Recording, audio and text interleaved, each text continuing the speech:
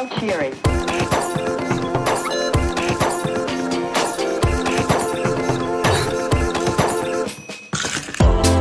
You're an M&M.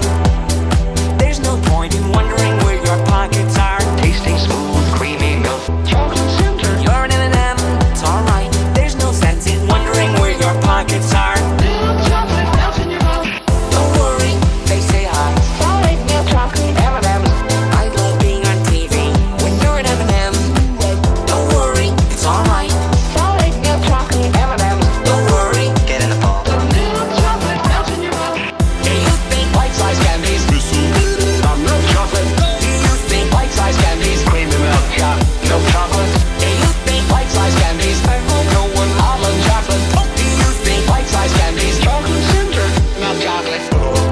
You're an M&M. No one wrong. There's no point in wondering where your pockets are. Only M&M's candies. You're an M&M. It's alright. There's no sense in wondering where your ear holes are. Little chocolate melts in your mouth. So it's that kind of party. Dark chocolate, darker than they seem. So it's that kind of party. When you're an M&M. 13 more hours. Oh no. Solid milk chocolate. Aye. 13 more hours. Oh no. Little chocolate melts in your mouth. Do you think bite-sized candies? Milk chocolate. Rock the boat. Bite-sized candies. Creamy milk chocolate. Milk chocolate. Do you think bite-sized candies? M&M. Almond chocolate. Do you think bite-sized candies? Chocolate center. When you're an M&M. Little chocolate melts in your mouth. Must buy other. Little chocolate melts in your mouth. Creamy milk chocolate. Milk chocolate. Little chocolate melts in your mouth. Must buy other. Little chocolate melts in your mouth. They say hi. When you're an M&M. All the M&Ms you could want. With peanuts or plain. Might wonder.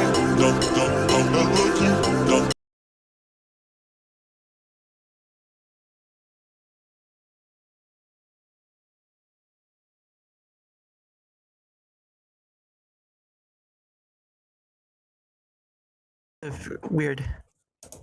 Well, hello everyone, and welcome to another DaraChat. My name is Daramuth, or Dara for short, because some people didn't get past first grade, and it's sad. It really is sad. But regardless, I have to say it. I have to say it because people still get it wrong. All right, it's not my fault. People don't listen. But anyway, I get to have on the professor. Although I'm not sure professor what though. That's the real question. Can you hear me? Yes, I can. Yes, good evening. Good morning, good day, and good evening to everybody who's out there. It's wonderful to be here with you, man. Oh, well, thank you for coming on. It's pretty awesome to get to have you on. One half of the Price of Reason show. Of course, in the past, I had Price of Reason on. Great dude. He when I had him on, people would accuse him of sounding AI. He gets accused of that all the time. It's hilarious. He has all of these, all of his videos he puts on YouTube, and then the people reply like, "AI slop." It's like, no. It's like he's been doing videos for so long. Like, you go back, it's clearly not AI, but he just, I don't know. He has that sort of like indistinguishable accent, and then the voice. So yeah, he's all the time. So he even puts in his videos now like, this, no AI was used in this. My God, but still, it happens all the time. Yeah, man, the AI stuff is getting crazy though. At how good some of the voices and stuff sound. I mean, if you know what to look for, if you know like the inflections and you know like the words that get mispronounced, it's easy to kind of figure it out. I saw a video the other day. Somebody was pointing out some AI videos. It was somebody doing a video about guitars. And it was an AI video, and the video kept pronouncing bass as bass. So this bass guitar, and it's like AI, bingo.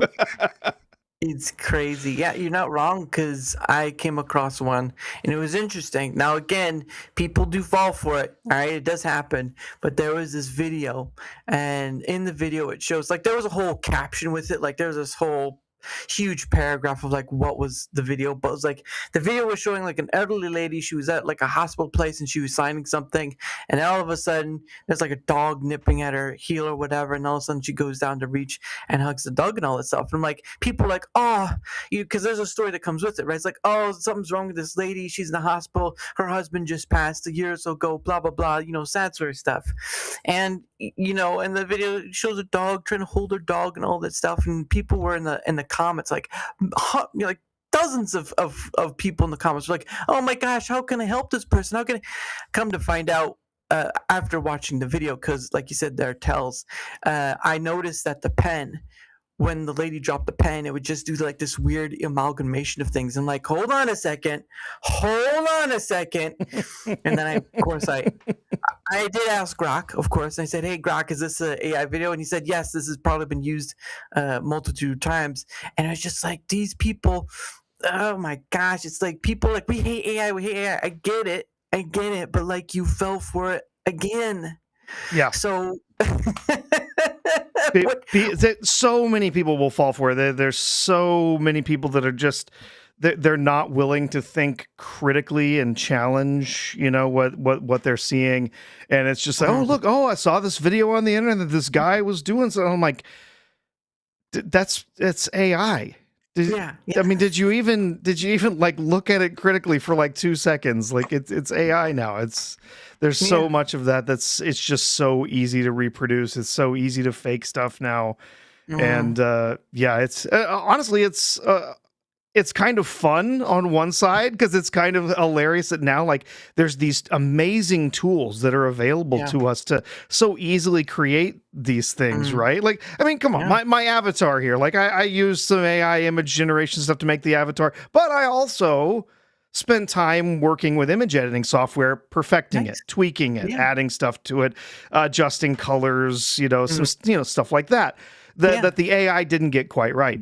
But then, there's also the really scary side of things with AI, right? Where it's like people are going to start creating videos of human beings, of just individuals, politicians, anybody, and eventually, it's going to get there to where it's going to be pretty convincing to the majority of people. And could be really scary. Could hurt people's reputations, their lives, cause people to lose jobs, all sorts of stuff, because there's this new tool that we're not quite ready for. And it's happened before, right? It happened when we first got image editing software, Photoshop stuff, where you could go through and you could create imagery that didn't really exist.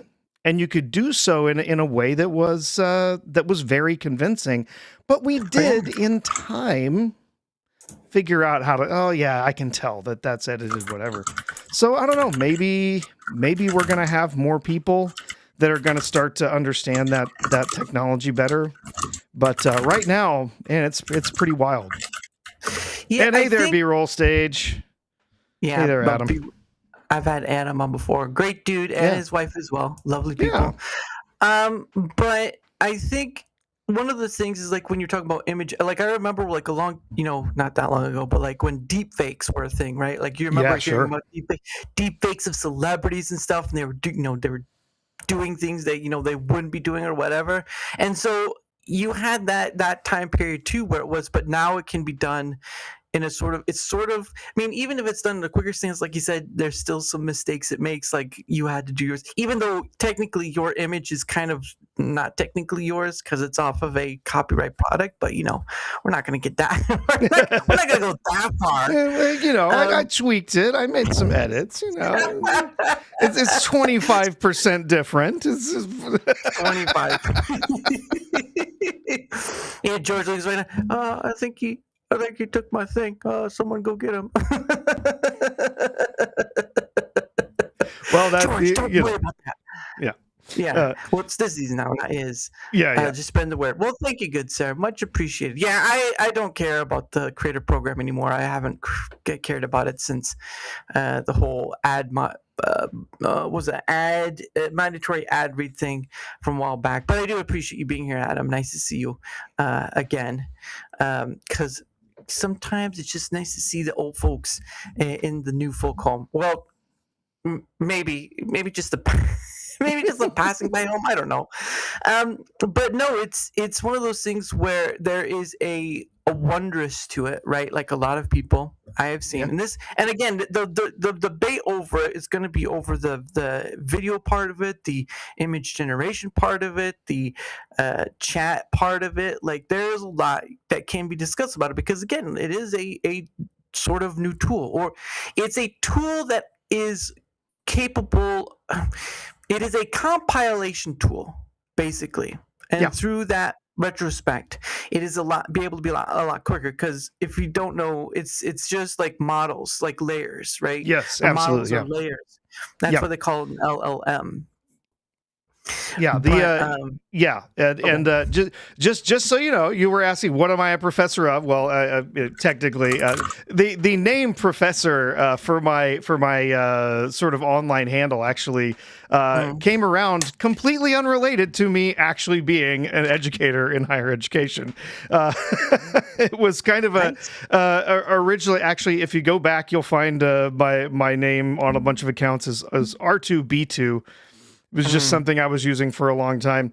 And then actually it was while, so I do hang out over on the Mr. Brown Alliance. I'm over there, hung out there for quite some time. And Nice. and it was, Brown was nice enough to invite me on and let me join the show. And now pretty regularly part of his show, at least on the Sunday musings chat that he does. But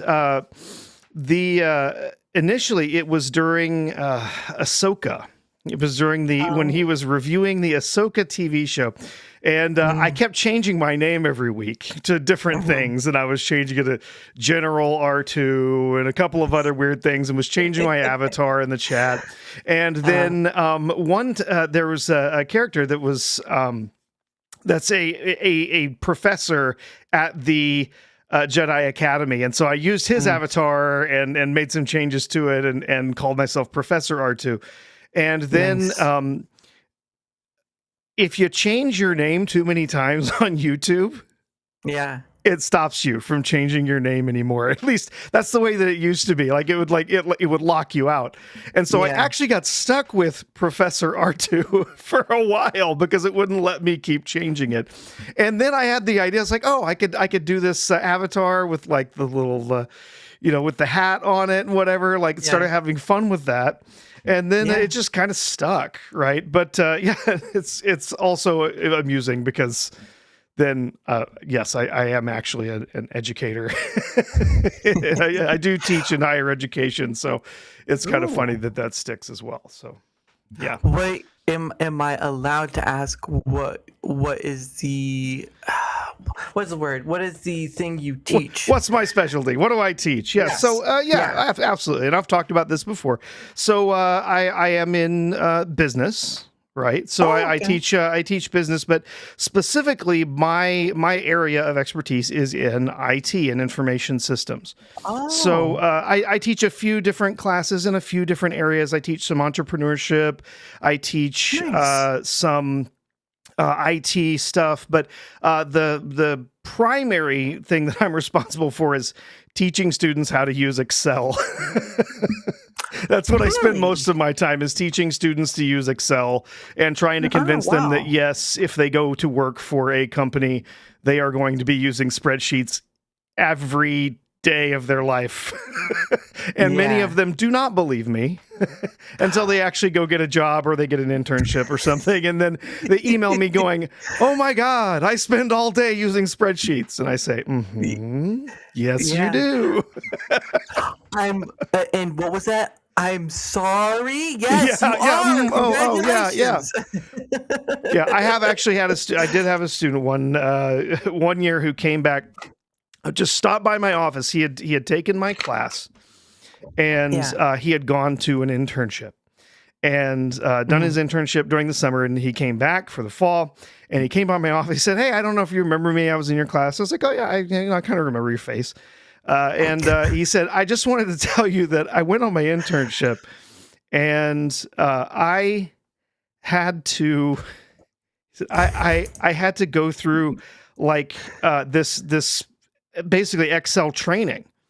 And everyone who's on the internship had to do this. But because I had taken your class and I already knew how to do some of this stuff, Nice. like I only had to do like 2 days, and everyone else like that didn't have this stuff, didn't know how to use, you know, some of the tools in Excel, had to spend 8 days doing this, you know, out 8 days out of their internship. So he said, I got to go get a head start over everyone else because I already knew how to use the tools and already knew how to use Excel. So I really appreciate that. I'm glad I took your class when I did. Successful teacher. There you go. Woohoo. I got one student out of thousands. You pull out a little. You open your dress drawer and there's a little chalkboard and says "one for me." There you go. Yeah. Yes, suck it, Johnson. I got you. No. So yes, I spend a lot of my time doing that, but I also teach them more basic, IT stuff for business, introducing students to IT topics and stuff. Basically, like, hey, if you're going to go out and work for a big company, what are the things you need to know about? In IT and so it's a lot of stuff. And of course, over the last few years, I've had to spend more and more of my time trying to teach students what AI is and how to use it and stuff like that. So yeah, I've gotten to explore quite a bit of that. Amusingly enough, I don't really use AI all that much. Understandable. Like some of these students, they're using it for everything. But I don't, I mean, I use it for a little stuff here and there, but I'm not using it like day in, day out all the time. Honestly, the AI I use the most is Perplexity, because it's just more of it's just an advanced search engine, right? It's like it helps me find something that I'm looking for, dig more deeply into a topic more quickly than just doing a Google search. And especially since now just a Google search is basically an AI search anyway. So and I think they've upgraded their search to Google. But what was it? I would when I do stuff like trying to find like a car part, right? Best price for a car part. I've used Grok's deep search and stuff like that. And that's sort of a nice thing where it's just going like instead of you going through dozen different. Almost a dozen different websites, it will do that for you, and just like here's the thing. It's like, oh, I can go to this website and it's much cheaper there. Of course, there's also exceptions. Like sometimes if you're like trying to book a hotel, right? On a day, like what days and all stuff. There is the exception of like you have to go and fill out the rest of it in order to find those prices. But beyond that scope, it's just like you can use it for that stuff. And I use Claude majorly, not like Grok has been like once in a blue moon, but I use Claude majorly, and I use it for like sometimes with like shorts, helping with descriptions and stuff. Oh, sure. I use it for my Rumble Squared stuff, doing the research and all that, compiling information, making infographics. So I do use it on that scale, but I do know a lot of people, like you said, use it for the image generation and the video stuff and all that. And I don't know if you remember, but do you remember when those the Sasquatch videos came out? Oh, no, I don't. No, not off the top of my head. Well, I can't remember. I think it was like on X it started appearing, but it was like coming from a TikTok or something like that. And now you could probably see them all over YouTube. But basically, it was sort of like a video generation of Sasquatch. He's doing like IRL stuff, like holding the camera, and you could tell at times that it's an AI video because sometimes it just looked weird or whatever. But I come to find out, like those videos, and there was the Stormtrooper ones that were also, but the ones. Yep, there you go. The Stormtrooper ones, but they were both made with AI, but the AI turned out to be VO3, which was Google's. And so so the funny thing when we talk about AI, right, like in that retrospect, I don't think people understand that in the retrospect of that, Google is pretty much global, right? That's a guarantee. It's all over the place. But they also have YouTube, right? So pretty much all the videos that have ever been uploaded to YouTube, and that includes live streams and all that stuff, have in some way been used to train that AI.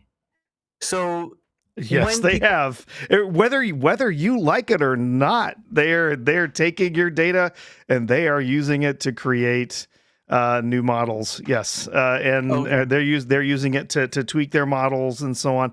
And you basically don't get to you don't get to say no. And there's a lot of ethical stuff there, right? It's like I didn't make this content to give you the ability to erase me as a creator, right? That wasn't the point of what why a lot of people created their stuff and then put it on YouTube, right? They were not Yeah. excited about basically having their jobs taken away and replaced with AIs, and it's really. There's some really questionable stuff there than basically saying, oh, you posted your content on our platform. Well, now it's ours. Yeah, basically, I mean, what do you think the TOS and EULA is for, right? That's Yeah. basically like, that's one of the things too, right? You come back to the point where people were complaining about the AI stuff a lot, which is, on the conversation of I can understand that side of it, but coming back to like the genie in the bottle, right? Like once cell phones became a thing, right? Starting from the block and working down to what we have now, like Mhm. it's become a part of our daily life, right? Of course. Yeah. You had the car, right? The car has become part of our daily life and all this stuff. And when people started making those complaints about all this stuff with the AI and whatnot, I'm just like, I would distinctly say, like, what about YouTube?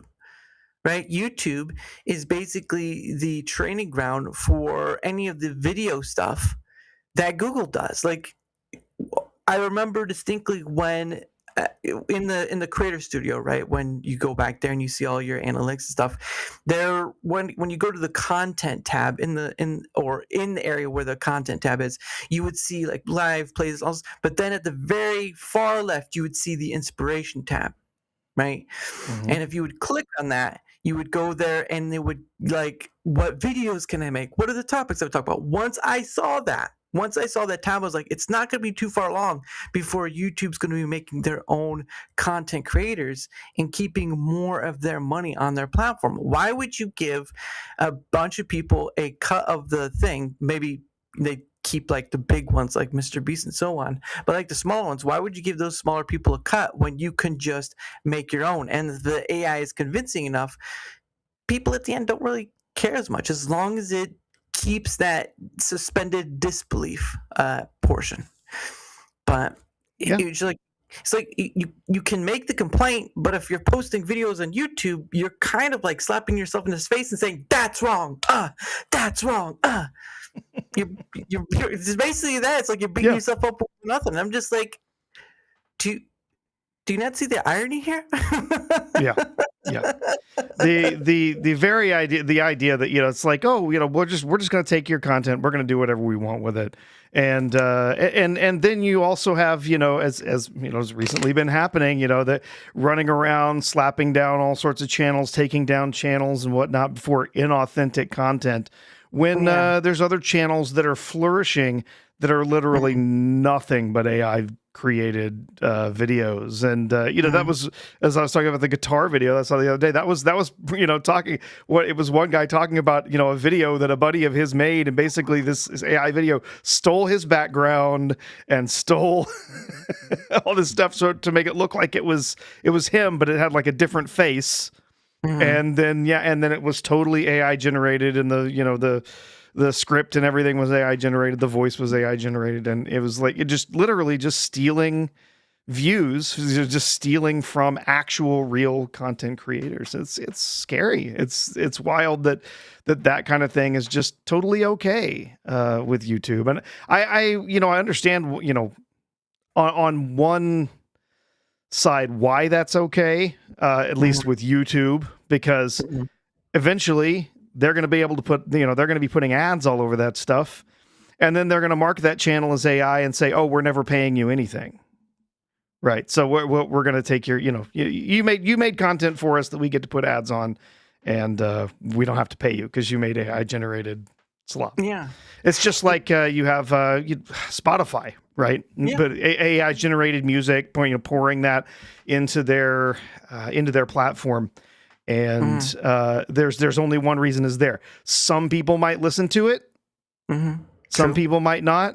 but they never have to pay those creators who made that AI generated stuff a penny, right? Because it's AI. So they're getting your money paying for a platform, and then don't have to pay out to anybody who AI generated some mess, right? So Oh yeah. I mean, Suno has been a whirlwind for music creation. Like now, at this point now, I believe like people can just put in, instruments now, or if you pay for the higher tier. I think the higher tier is like a studio thing, and then you can go in, you can get very in depth with the music park. So basically they can create this basis of tools, right, that anyone can use, like even people who aren't musically gifted in like the sense of like playing an instrument, whatever. I mean, that's sort of the good side, right? There's a good side of people who couldn't play an instrument, it take too long to play an instrument, but now they have this door that they can start making music. And whether people listen or not is another thing, but they have this ability. But it also allows a flooding of stuff, and that will be for people who aren't well established or who don't have their voice out there now.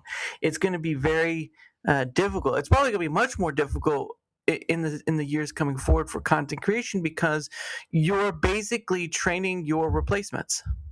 yeah, well, that's exactly what they're doing, right? Yeah, they're taking your data and using it to train, music models, voice models, instruments. They're using to train video generation platforms. All of this stuff. They're taking all the content from real creators, and then just using that to create content that's going to replace them. And that's a little bit frustrating, right?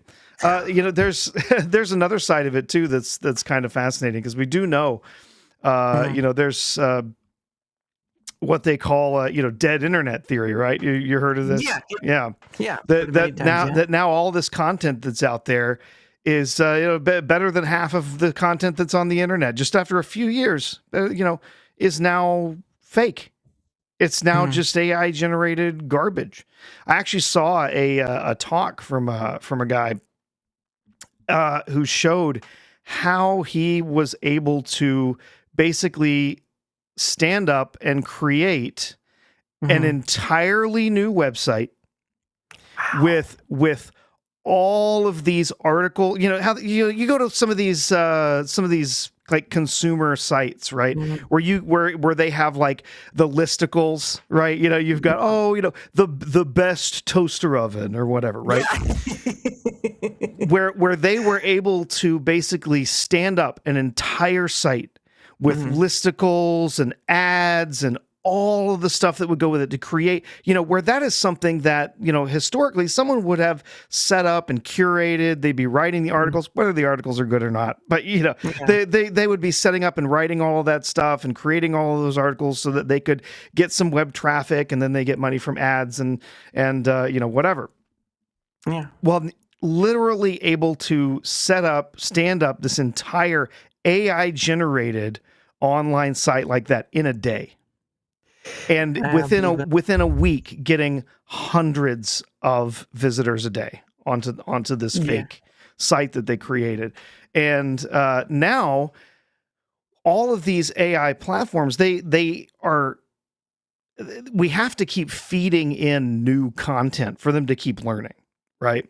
Now, there's other things that you can do to improve on these models, but the one thing that they need the most to learn and to improve and everything is more data. And all of these models are starting to run out of data. Frankly, they've basically consumed, they've ingested, as we say, they've ingested just about everything they have available to them. So they're still looking for new stuff, new written content. It's looking for new video content. It's looking for new audio content, whatever it is that model uses.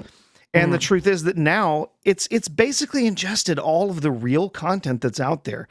And so what's now happening is that it's starting to ingest more machine-made content.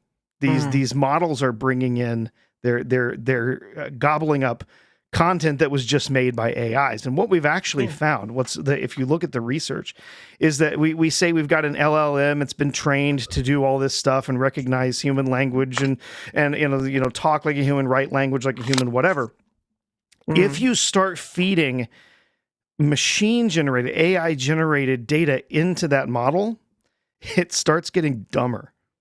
It actually starts getting worse at what it does, because now, as you've kind of mentioned, like with the AI, it's kind of taking stuff in aggregate, right? It's looking at thousands of examples, millions of examples of something to kind of figure out, basically using statistics, very, very complex statistics, but statistics figure out, okay, if I put all of these things together, what's the next frame in my video? What's the next note in this song? What's the next word in what I'm doing? And when you start to feed it AI generated stuff, which now we know if a lot of the research that we've heard is true, that that's half the internet is just machine made AI generated content now. It's now starting to eat its own tail, for lack of a better metaphor. And so, a lot of these models now, they're struggling. Yes, there's still improvements out there. There's new ways of designing some of these models, new ways of putting reasoning on these models, which is pretty cool. But I honestly think that we are pretty quickly headed to a plateau for some of these models. Probably not for like music and video generation, but things like LLMs. We're going to get to a point pretty soon where they're the only way they're going to be able to improve on it is to add more and more data centers, and they're already having trouble getting enough data centers to do what they want to do now, right? So that the only thing they're going to be able to do to make it faster, make it better, is add a lot more computing power, and eventually we're going to run out of chips, we're going to run out of electricity, we're going to run out of all those things. So No, and B-roll says slap will eat itself. Well, basically, it just call it the Ouroboros, because that's what it is. Yeah, it's that's what it is. But I think that's where YouTube in itself has an upper hand because of, Google. Let's just put it that way. Google has the upper hand just because they already get that new, fresh data pretty much. What was it, like 500 hours is uploaded to YouTube every minute? Something like that, yes. It's a lot. It's a lot. So you have to think of it this way, like YouTube or Google is basically ahead of the game because they already have the biggest pile of data to go through and take from. And people are willing to gladly give it to them because, one, it's their platform, and two, because if they get to the point where they make partner, they get a cut of it. But the cut is basically just a small return for until they no longer need you. I mean, at this point, like, I can see the bigger ones lasting long, like Mr. Beast or maybe PewDiePie if he's still making stuff or whatever. But like, I really do think that sometime later, when it gets good enough that you can't tell the difference, then you'll start seeing these content creators pop up and people will enjoy them. They'll have fun with them, and maybe something will be noticed. But more times than not, it may not be, and it will all be because pretty much anyone who uploads a video to YouTube gave them that. Yeah. And it's the video sharing platform of choice, right?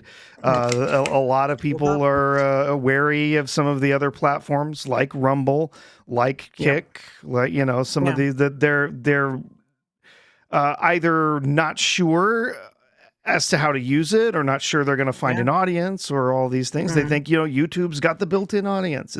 It's got the player, it's got the apps, it's got all that stuff. But I think YouTube has been showing a tendency recently, as we've seen, a bunch of these smaller channels that have, talked about they've been losing their partner status, or they've had their channels taken down, or one thing or another demonetized. Yep, there's all kinds of stuff that's been happening there, where it does look like,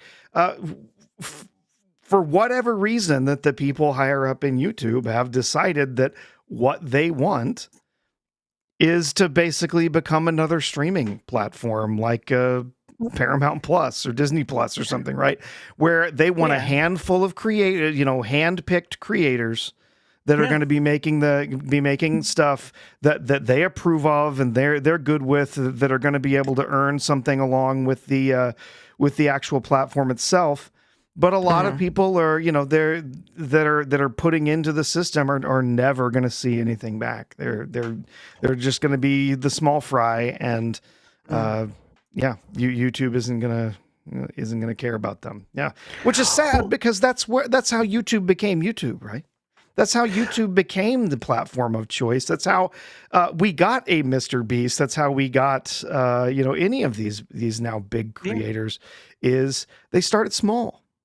They jumped into a platform and they made good content and they got viewership and that's how they grew and became something that is what it is now. And if you're going to start shutting down small creators, then you're not going to get another Mr. Beast, right? You're not going to get another. Not that I necessarily want another Mr. Beast, but you're not going to get another one of those little creators that grew their audience and then became a real phenomenon. Because those little creators are going to have a lot less incentive to continue working to build that audience to become something that big, right? But, well, I was like, how dare you say something bad against Mr. Beast now? Heresy.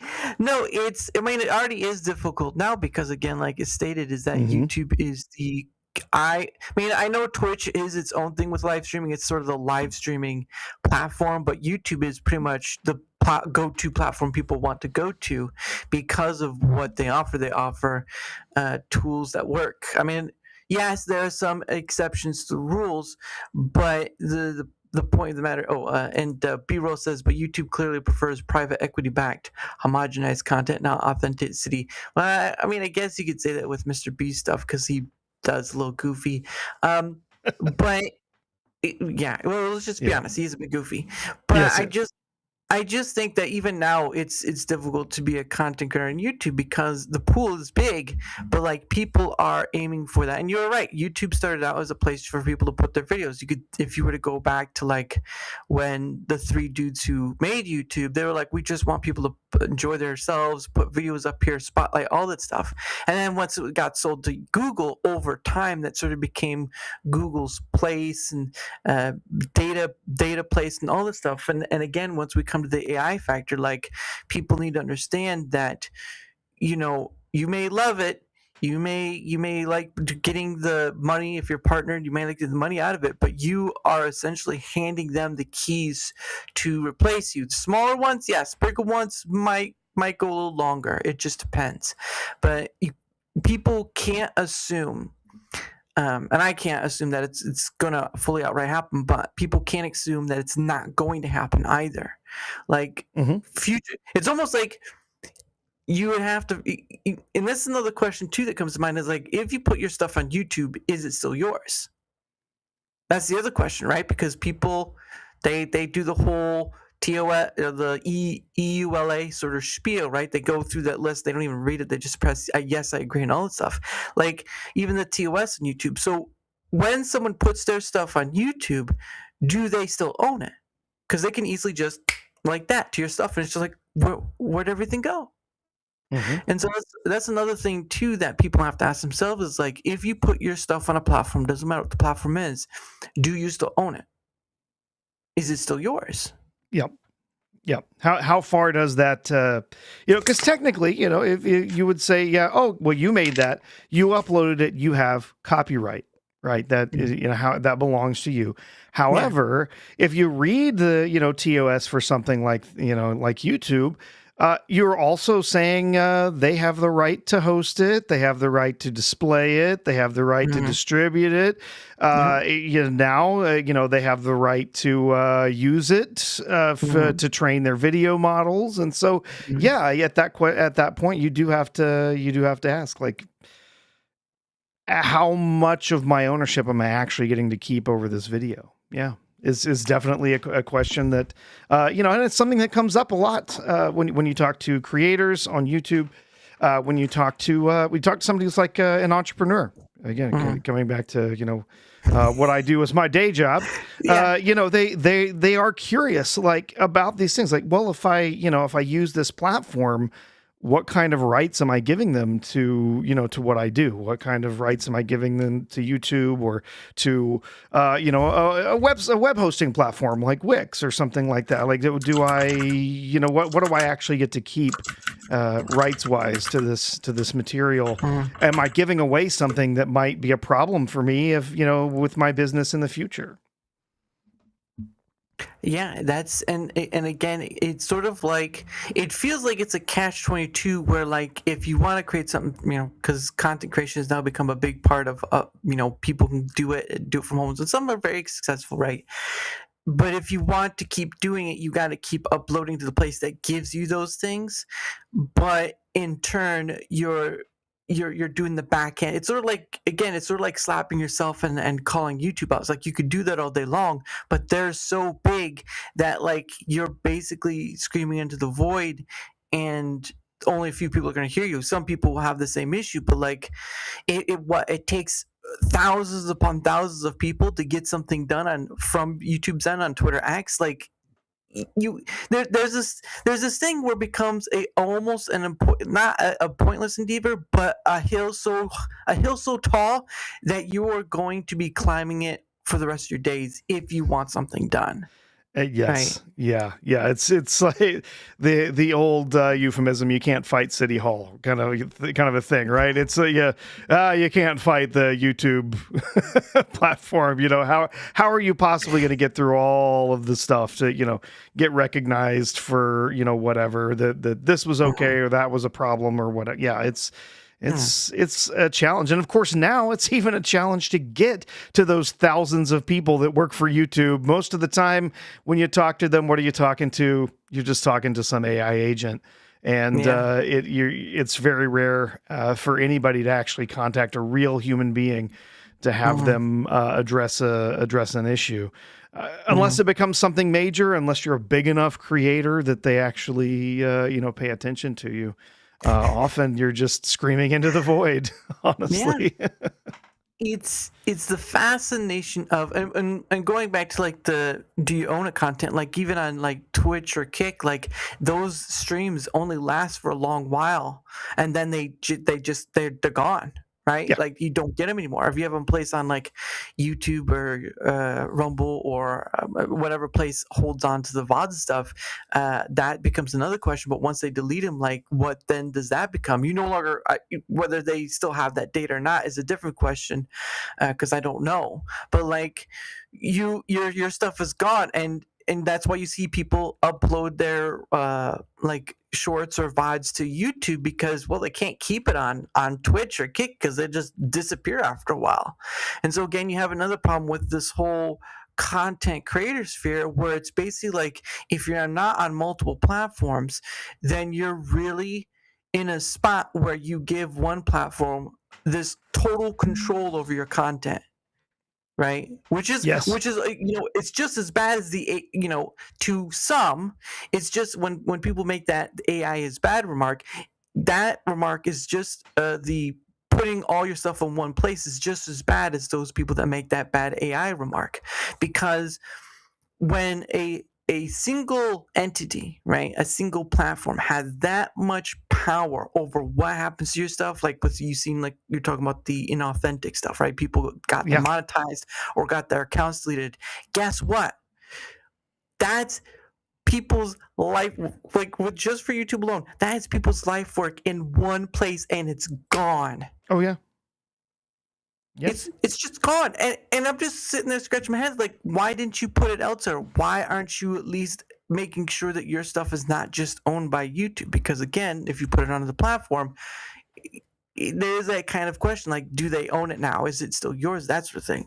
Yeah. And it's a huge fascination to me, because I'm sitting here like, for me, multi-platforming is the future. There's just no getting away around it unless you create your own sort of platform where, and this is just a hypothesis, right? This is just kind of a theory.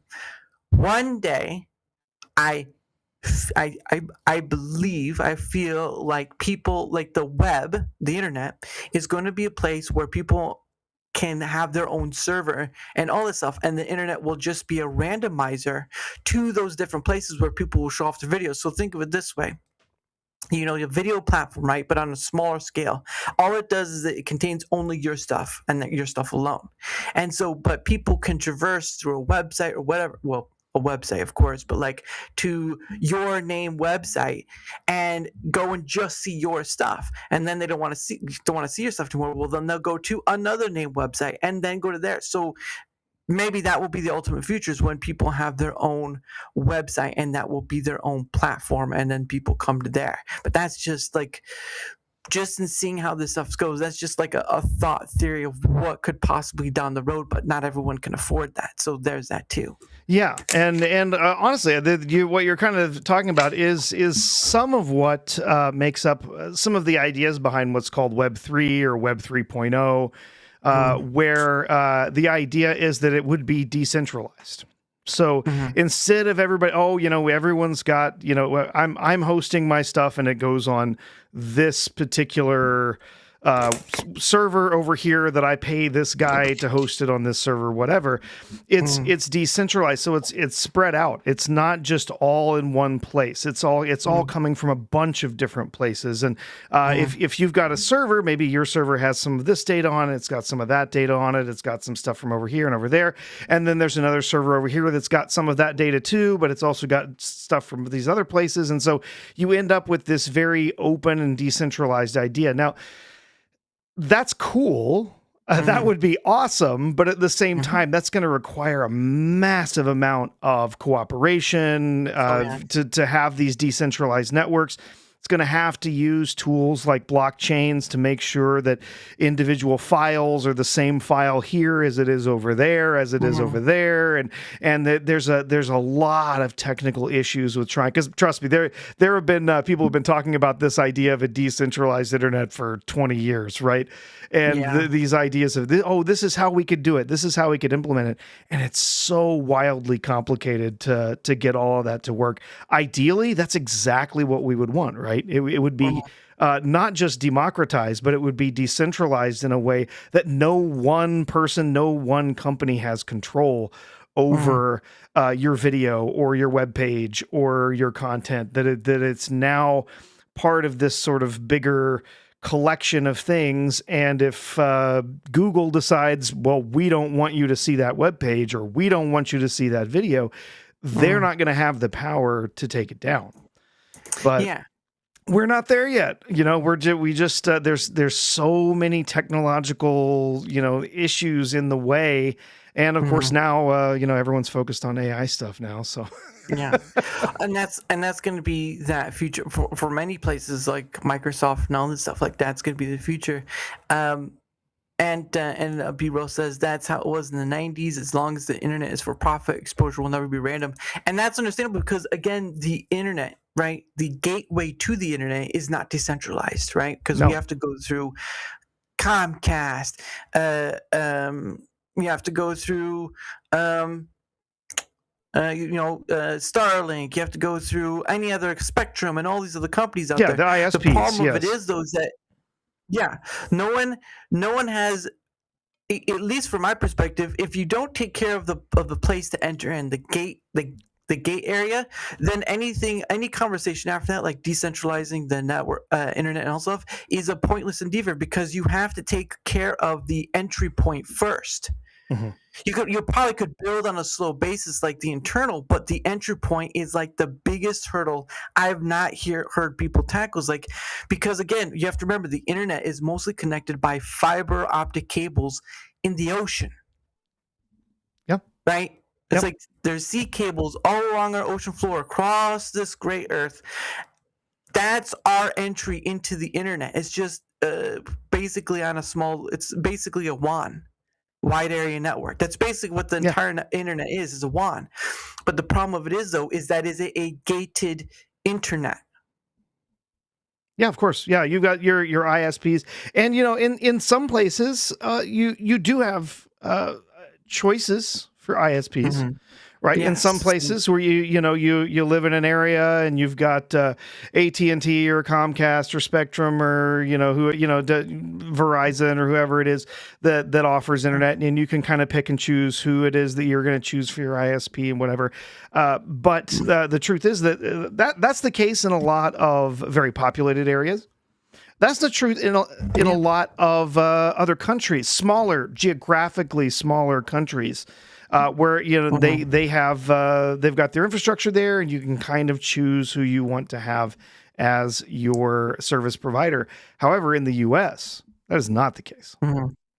Most of the United States, is served by one or two ISPs in an area. Now, as far as access to information, so far that hasn't been a real problem. We haven't had somebody like Spectrum say, oh, well, I'm sorry, you're not going to be allowed to go to Rumble if you have our internet service. We're blocking that, that website on our ISP. They could, but they haven't. But what they can do is charge you money for access, right? Yeah. And so because we have this basically in most places, especially rural areas, it is either a monopoly or a duopoly for ISPs. They can charge whatever they want, and they don't have to provide you jack squat when it comes to customer service, right? So, and I have been in that area. Where I am right now, I'm extremely lucky. We have a regional fiber provider who is basically completely hands off and just says, pay us, however much, pay your bill and you get to use your gigabit symmetrical. It's yours, right? Use it for whatever the hell you want. And that is really rare though, right? And in fact, previously in a different home in the same area, we had AT&T and Cox is one of the local providers, Cox Internet. Oh, okay. And you get your internet through Cox. You laugh. We have made many jokes about Cox Internet because of Cox is screwing me over again. God dang it. Cox is being floppy again.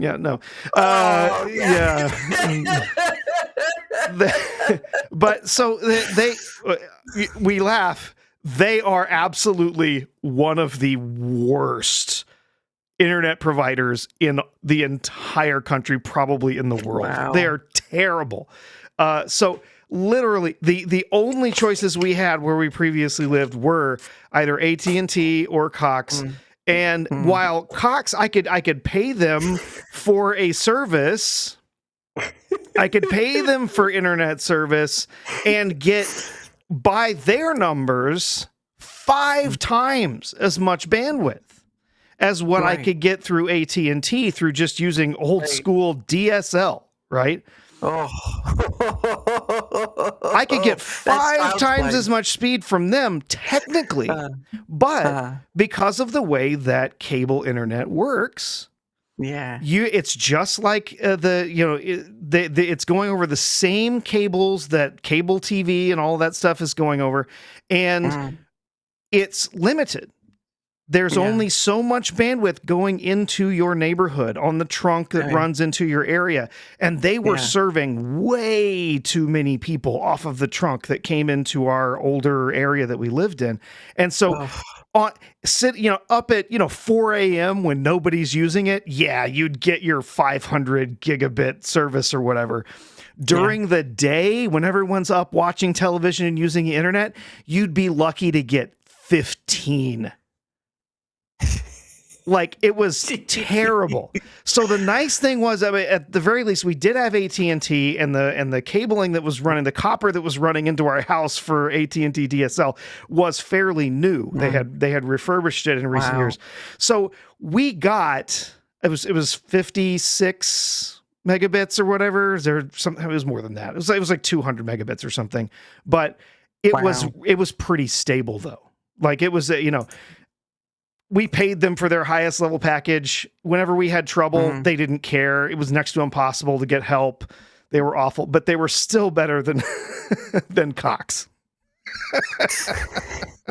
At some point, everything's better than Cox. But at some point, especially when your internet's getting a little flaccid, things. The days can go long with that, but I don't want.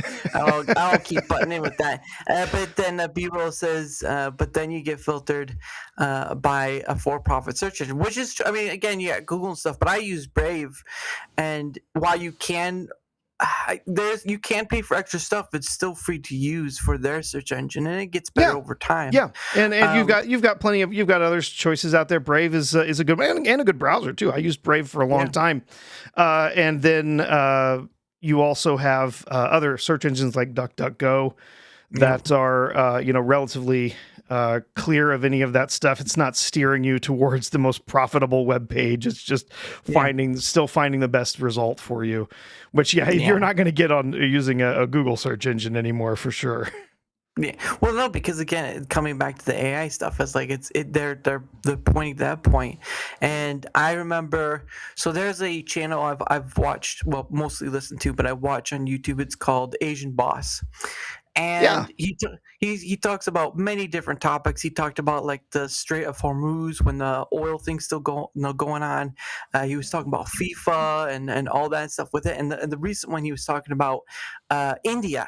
And how I believe like Google is building a data center there, because it's kind of hard to do a data center within the U.S. because of all the rules, stipulations, and stuff. And there's, of course, the stuff that's already current now with like some having like the noise issue and the power issue and all that. Oh yes, so you absolutely. have all that. So it makes it harder for companies to build the data center. And so they're looking at other places like India and all that. And space. And space, but that one's a bit more different. That's the Elon thing. But with the Google thing, right, that is going to be building in India because, again, data centers are like physical computer storage arenas. They're data centers are they're huge facilities, and they you typically, I mean, it just depends on the data center, but you've got thousands and thousands of computers rammed in there, lots of depending on the type of data center that it is, the type of computers that you're using, the type of processors. If it's AI, it's going to be a lot of these AI accelerator chips, that's like the things from NVIDIA. Yeah. And then they're going to just pack that thing with that. It generates an enormous amount of heat. It eats up an enormous amount of power. It requires infrastructure and everything for it to be able to function. And I mean, I cannot. They have actually, we've been dealing with this locally. There's been some people that have been trying to build some data centers, and there's a lot of pushback to it because there's a lot of questions. There's like, oh, well, you say you're not going to, that's not going to be noisy because it's going to run off this generator, whatever. It's going to use all this stuff. However, you have one over in, say, Tennessee where you said the same thing, where it's going to run off of all of this, power, whatever. But then, in order to make up the difference in how much electricity you need versus how much you're generating, you're running 20 natural gas generators, these enormous tractor trailer size generator things outside that are generating a huge amount of heat and a huge amount of noise. And where you said, oh, we're only going to use them 15% of the time, you're using them 100% of the time. And so, it's creating all kinds of noise, all kinds of disruptions. There's all the issues with water and the use of water that gets pulled out of the water table to cool these things, and then it pours, And so, there's so many issues with this. I'm not surprised there's been so much pushback. I think some of the companies that are out there building data centers are being honest. They're being genuine. They are trying to address the issues, find places we can build data centers and benefit the community and offset any issues that we have. But that, I don't feel like that's the majority of these companies, right? I think a lot of them are coming in to try and, take advantage of these rubes in some rural community, right? And be able to build their thing and then, it causes all sorts of issues with electricity prices and all sorts of problems with the grid and stuff like that. So I don't blame people for being really skeptical about wanting to build those types of things in their locality. Yeah, and I think part of the point is that they are trying to build close to place. Not all, right? As you discussed, like some are trying to address the issues that are at hand. Like I've even tried to look it up where it's not all, like older ones, like older data centers would have a harder time addressing those issues because of the way they're built and all that stuff. But like I think one of the one of the points of the issue is that they're building close to like the cities because of like just the distance, right? The distance Yes, for of that course. data to get to people. So Yeah. there's that remark, right? Where like I believe it's with like fiber optic. Like with fiber optic, it takes less restarters for that data to keep going because it's just light. It's just information and light going down. It's like, was it like a third of the speed of light or something like that? Oh, and I mean, the transmission speed is approximately the speed of light. Yeah, but even over distance, that's a lot. And then depending on the material that's being used, the quality of the fiber and everything, then it does lose some signal over distance because it doesn't hold on to the light perfectly. You know, there's a tiny little bit, and so they have to like retransmit and stuff. But for the most part,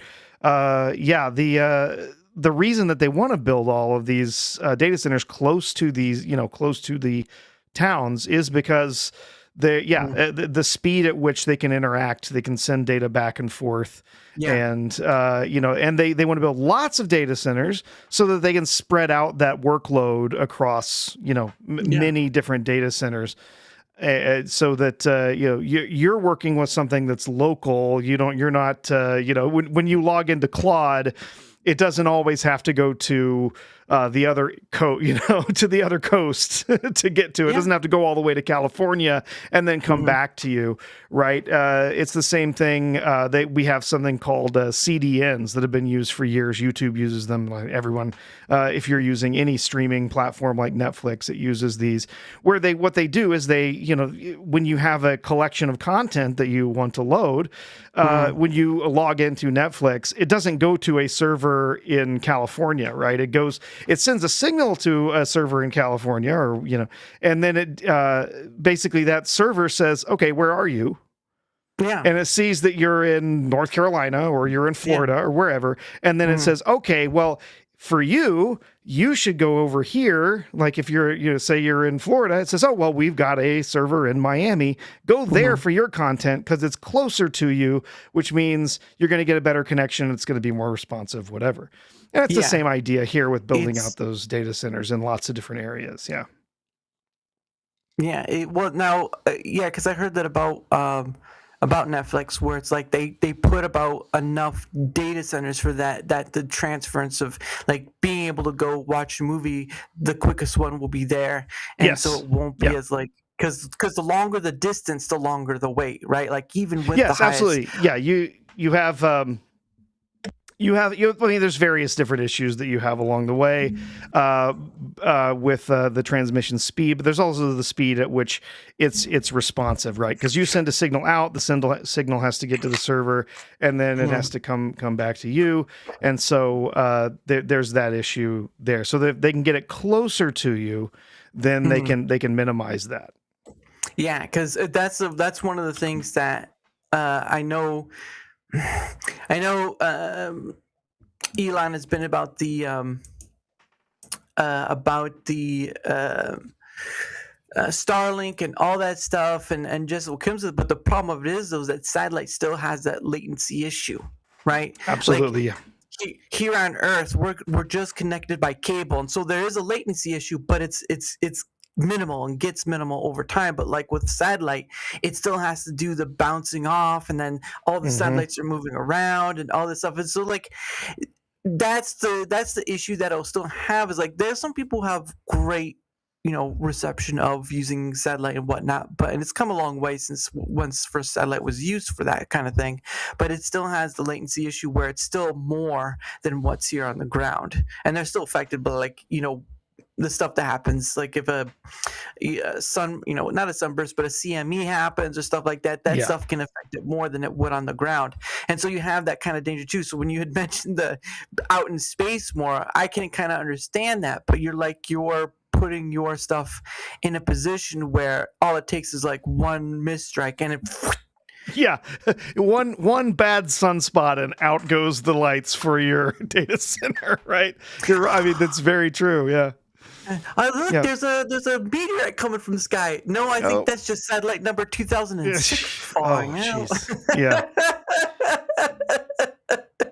So there's that too. It's a nicety to have, but it's still limited in a way that, like, go back to like the gatekeeper stuff and all that. It's limited in a way that it's a viableness. There's a viableness to it, but like compared to the online, Ethernet inland sort of thing, it's still far from it, and that's a problem. But anyway, it is the top of the hour, and so Professor, what happens is that I set aside some time for me and my guests to promote our stuff. It doesn't matter whether they're a creator or not. It doesn't matter. Usually, just keep that time. If they don't have anything to promote, then it's say for words, whatever. But I did find your stuff, so if you want to promote your stuff your way, the floor is yours, good sir. Well, yeah, I appreciate the opportunity. Appreciate the opportunity to just come and have a lovely conversation with you, man. But the primary place, I'm not really a YouTube creator on my own. As I said, I do have a full-time job as a teacher. Yeah. That's really my gig. But I do hang out with and spend time with a lot of different people on YouTube. So one, I would say, follow me on X. That would be great. We'd appreciate that. I do have a YouTube and a Rumble channel, and I have one little meme video that I put up there that I had some fun with making last year. That had to do with the Acolyte. If you want a little laugh, if you enjoy Futurama, that's a fun little video there. But some other places that you'll find me, other places that I spend time. The first one is going to be with Price of Reason on the Night Owl. Darren mentioned that earlier. So the Night Owl is Tuesday and Thursday evenings at 11:45 Eastern over on Price of Reason Live. Price and I hang out and just talk about whatever's happening in media, entertainment, movies, stuff that we regularly review films over there, especially during the bigger times of the year when there's a lot more stuff coming out. But we'll talk about all sorts of different stuff in entertainment. I also, most Fridays, you'll find me hanging out with Adam and Babs over on B-Roll Stage. We're hanging out and watching a movie, doing some live riffing on a film over there. Usually a pretty awful movie, although occasionally we do manage to find some diamonds in the rough. But it wouldn't be fun to make fun of if it wasn't an awful movie. So yeah, that's part of the fun there.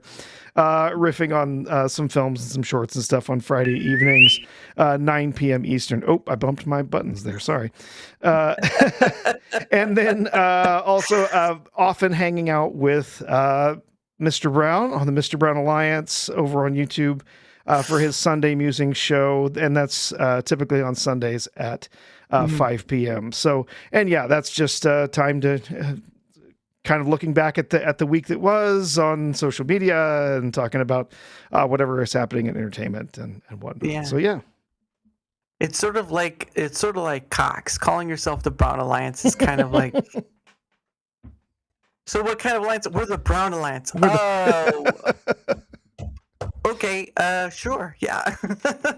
you just gotta make like so you're the Brown Alliance. Okay. Yes, the Mr. Brown. Yeah, Mr. Brown. It's not just Brown. It's Mr. Brown. Brothers in the Brown Alliance. I can't tell you how crappy that sounds, but anyway. Yeah. Well, it's not the Brown Shirt Alliance and it's not the Brown Pants Alliance. It's just the Mr. Brown Alliance. Yeah. Something's brown, that's for sure. It reminds me of the joke.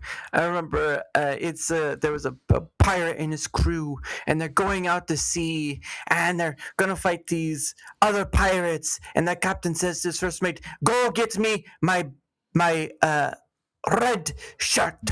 And so he doesn't question it first time. He just goes get him the red shirt because the battle's about to begin. And so sometime after that, another big ferocious ship crew is coming, and the captain says to first mate again, "Go and get me my red shirt," and all that stuff. And so the first mate comes up to him after and asks him, "Sir, Captain, why do you say go get your red shirt?" And he says, "Because if I was shot, then the men would stop fighting, and I wanted my men to keep fighting and all that stuff, right?" And so sometime after that, the huge British armada comes to the pirate ship, and the captain says, "Get me my brown pants."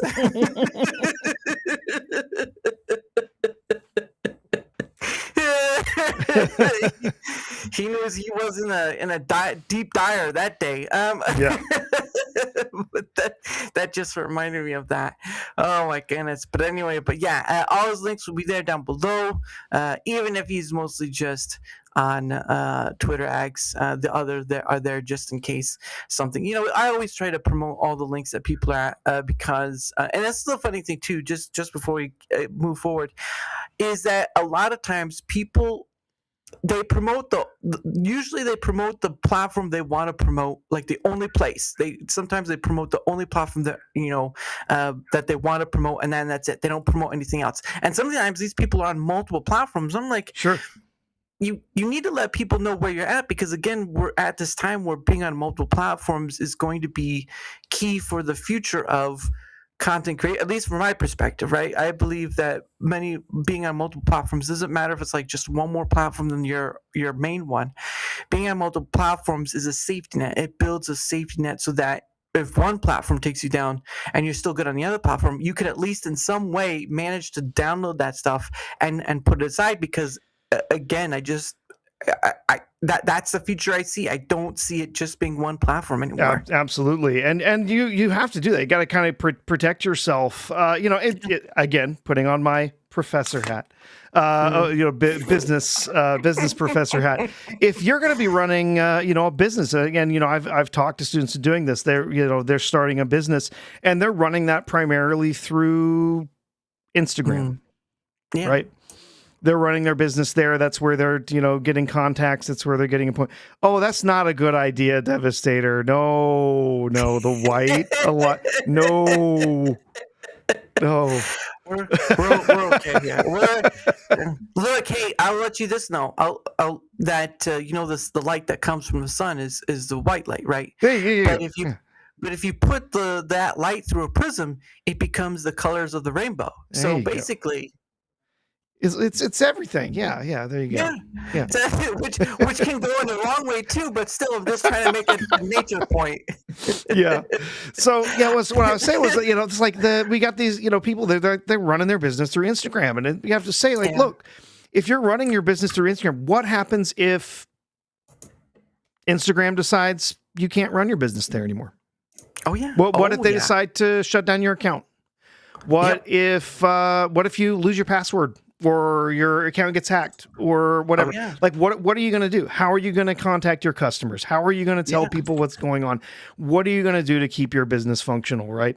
If tomorrow YouTube decides you just don't have a channel anymore, what are you going to do? What do you can't put all your eggs in one basket. You've got to try to spread out a little bit. You've got to try and be on multiple different platforms, multiple places, so that you've got a fallback if something, unthinkable. It seems unthinkable, right? Like, no, YouTube would never take my channel away. I didn't do anything wrong. Well, there's plenty of people who found out that that's not the case, that they don't have to do anything wrong. They could have years and years of work that they put into something, and YouTube could decide, you know what? We just, some AI found something and just decided that your channel is now taken down. There was one as a creator guy that's, spent years creating material that had to do with, military history. And had all kinds of videos and commentaries talking about different battles and different, different, war machines, tanks, planes, whatever, like all of this content they had on. And then YouTube, just AI, just looking through and said, oh, hey, there's some inappropriate content in one of your videos. And so your whole channel is just nuked. And being in multiple places, being on multiple platforms, if you can, obviously, maybe one of those platforms has already been taken away from you. And then it's even more important that you make sure you kind of spread out and find some way to expand that footprint. Yeah, no question. Because nothing, no matter what a platform says, nothing is guaranteed. Yeah. And that's, I do. I use YouTube. I say I'm not a creator. I do actually make videos and post them on the internet, but I do that for my online classes, right? It's not something that anybody is going to be looking at.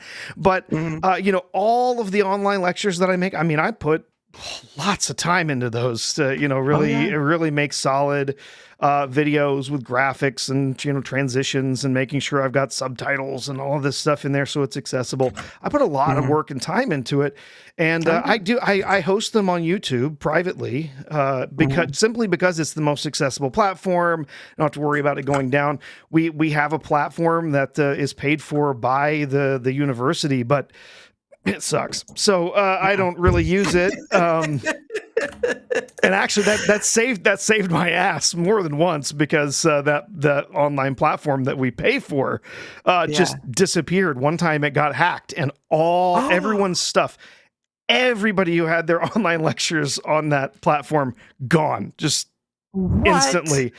You couldn't have, anyone who had online classes that had videos there, all of their content just disappeared overnight. And it was a nightmare. I didn't have my content on there. And even if I did, I keep whatever my most recent version of my lectures are, my most recent update, I keep a full backup of every video. Once it's finished, it's done, whatever copy that I upload to YouTube, I back that up. On my own, with my own money, I bought a big ass hard drive, and I keep backups of all of my videos on there just in case, right? If YouTube decides that my channel gets taken down, or if something crazy happens, whatever videos get deleted, I've got another way to put it somewhere. Might take some time to upload it, right? But I have all of that material backed up. It's honestly, it's just the pack rat in me, I think, that said, like, you have to hold on to this stuff. You can't let it go, right? I think I have email in my email inbox that I've kept. It's in the archive that's 20 years old at this point. But it's all there, because why would I delete it? I've got space. There you go. And it's just a crazy thing where just hours upon gigabytes. Like, I mean, you could download from YouTube, and it's not that big of a download, like your stuff, but it's gigabytes upon gigabytes, and when you've been on it for years, and all of a sudden your stuff is taken down for whatever arbitrary reason that YouTube wants to make, it's like then all that time and all that years you put into has been made worthless. So why would you want to have one platform have all that power over your stuff? Because that right now just seems like a scene out of the movie Dumb and Dumber. Like, you're given, Absolutely. They have this much power, and you're just like, I can trust them. It's like, are you sure about that? Yep. So it's just like, I hope people wise up to it, but I can understand if they can't do it because technical stuff and all that. There are exceptions to the rule, but sooner or later, you can't anymore. But continue. Oh, go ahead. No, go ahead. No. But continue on. Again, his links will be both on the Rumble side and YouTube side. I do post some other places I stream to, but it's ephemeral. They disappear after a while. So YouTube or Rumble, you'll find them still there. Of course, from my end of things, whether you're on the Rumble side, YouTube side, or any of the places I stream to, if you wouldn't mind leaving a like, sharing the content, leaving a comment or follow, anything that helps with the engagement factor is much appreciated. I know. Right, I could do the age-old YouTube thing, share, like, and subscribe. All right, I can do that all day long, but I don't want to because it's been said 1,000 times. I want to try something else. So any help with the engagement factor, comments, all that glorious engagement is much appreciated, because not only is it helping being seen more, like a majority of content creators want to. All right, let's be honest. But it also helps in having other people on, like Professor Artoo, like Price of Reason, like B-Roll, like Dev, like so many people. Again, over 365 various guests, creator or not. Yeah. And that's why I do it, just to have conversations with people about whatever. Because I am a content creator, but I feel so removed from that remark because I feel like an outsider to that point of being a content creator. And so I am a content creator, but I don't feel it because I don't follow the whole thing. That's the way I feel about it. Yeah. It's like being the It's like being the lonely kid over off in the area building his own sandcastle, and you see everyone else building their own sandcastles. Yeah, there's a tussle for that. But anyway, if you want to know what's at, there's my link thing right there. Shout out to Tomby for making Streamers free to use for any person on any platform, really. You can put all your stuff there. But if you want to know where else I'm at, all my links are there. Twitter, X, YouTube, Rumble, all that stuff. All of it is there. And of course, I do promote a few things before we continue on. But I use them in different ways. So the first one, of course, is Proton VPN. Now, for those who don't know, I am part of Proton's partner program. I have promoted Proton and its many different facets. I use the Proton partner thing because I can give discounts for people and all that stuff. But the main reason why I promote it is because they believe if privacy is a human right, and I've used it. I've met other people who use Proton in many different ways, and they enjoy it. And I try to, and you can make a free account. I don't care if you make a free account. That's the point of the matter is, though, is I want people to use this tool in any way that benefits them, because it is about privacy. It is about keeping your stuff. Because, right, if you're using any Google stuff, their stuff uses to train the AI, right? And, Google Drive, all this stuff. And this one right here, Proton VPN, like, again, there's many VPNs out there. Like, I have seen one too many YouTube, sponsorships where it's like NordVPN, XRedVPN, all this stuff. Proton VPN is you can do a free version, but the paid version you get more. Like, there's more stuff. There's it's like a 400% VPN accelerator, 400% VPN accelerator, a whole bunch of stuff. While the VPN is going on, it will block ads, malware, all this stuff. Actually, as an example, right now, I am streaming with Proton VPN on. And beforehand, I was like looking up, like, can you do that? Is that a thing? It's like most of the time the description is saying no, you shouldn't be doing that. But I'm doing it right now and streaming just fine. So if you want to give a gander, the link is right there. Again, make a free account. I don't care. I just want to put this tool in your hands that I believe will benefit you more than me. I don't care if it doesn't benefit me or not. I want it to benefit you. That's the whole point. I want it to benefit you. So give it a look, give it a try. And if it works for you, great. If not, it will be here if you change your mind. So thank you for that. And of course, the other part too is Biltong USA. Now, if you've never heard of Biltong USA, it is a place down in Sunset, Texas. Whatever they sell in their online store, they sell in-store as well. And Biltong, for people who don't know, is a South African snack that is air-dried cured meat. I just got an order in. So when you order Biltong, and they have bison, they have Angus, and then they have spicy versions, and then they have like a Wagyu. But this is the business right here. This is a Wagyu Biltong right there. Now, I'm not going to take it out per se, but you could see right there the Biltong and all the stuff. And it is delicious, but my wallet doesn't always agree with me.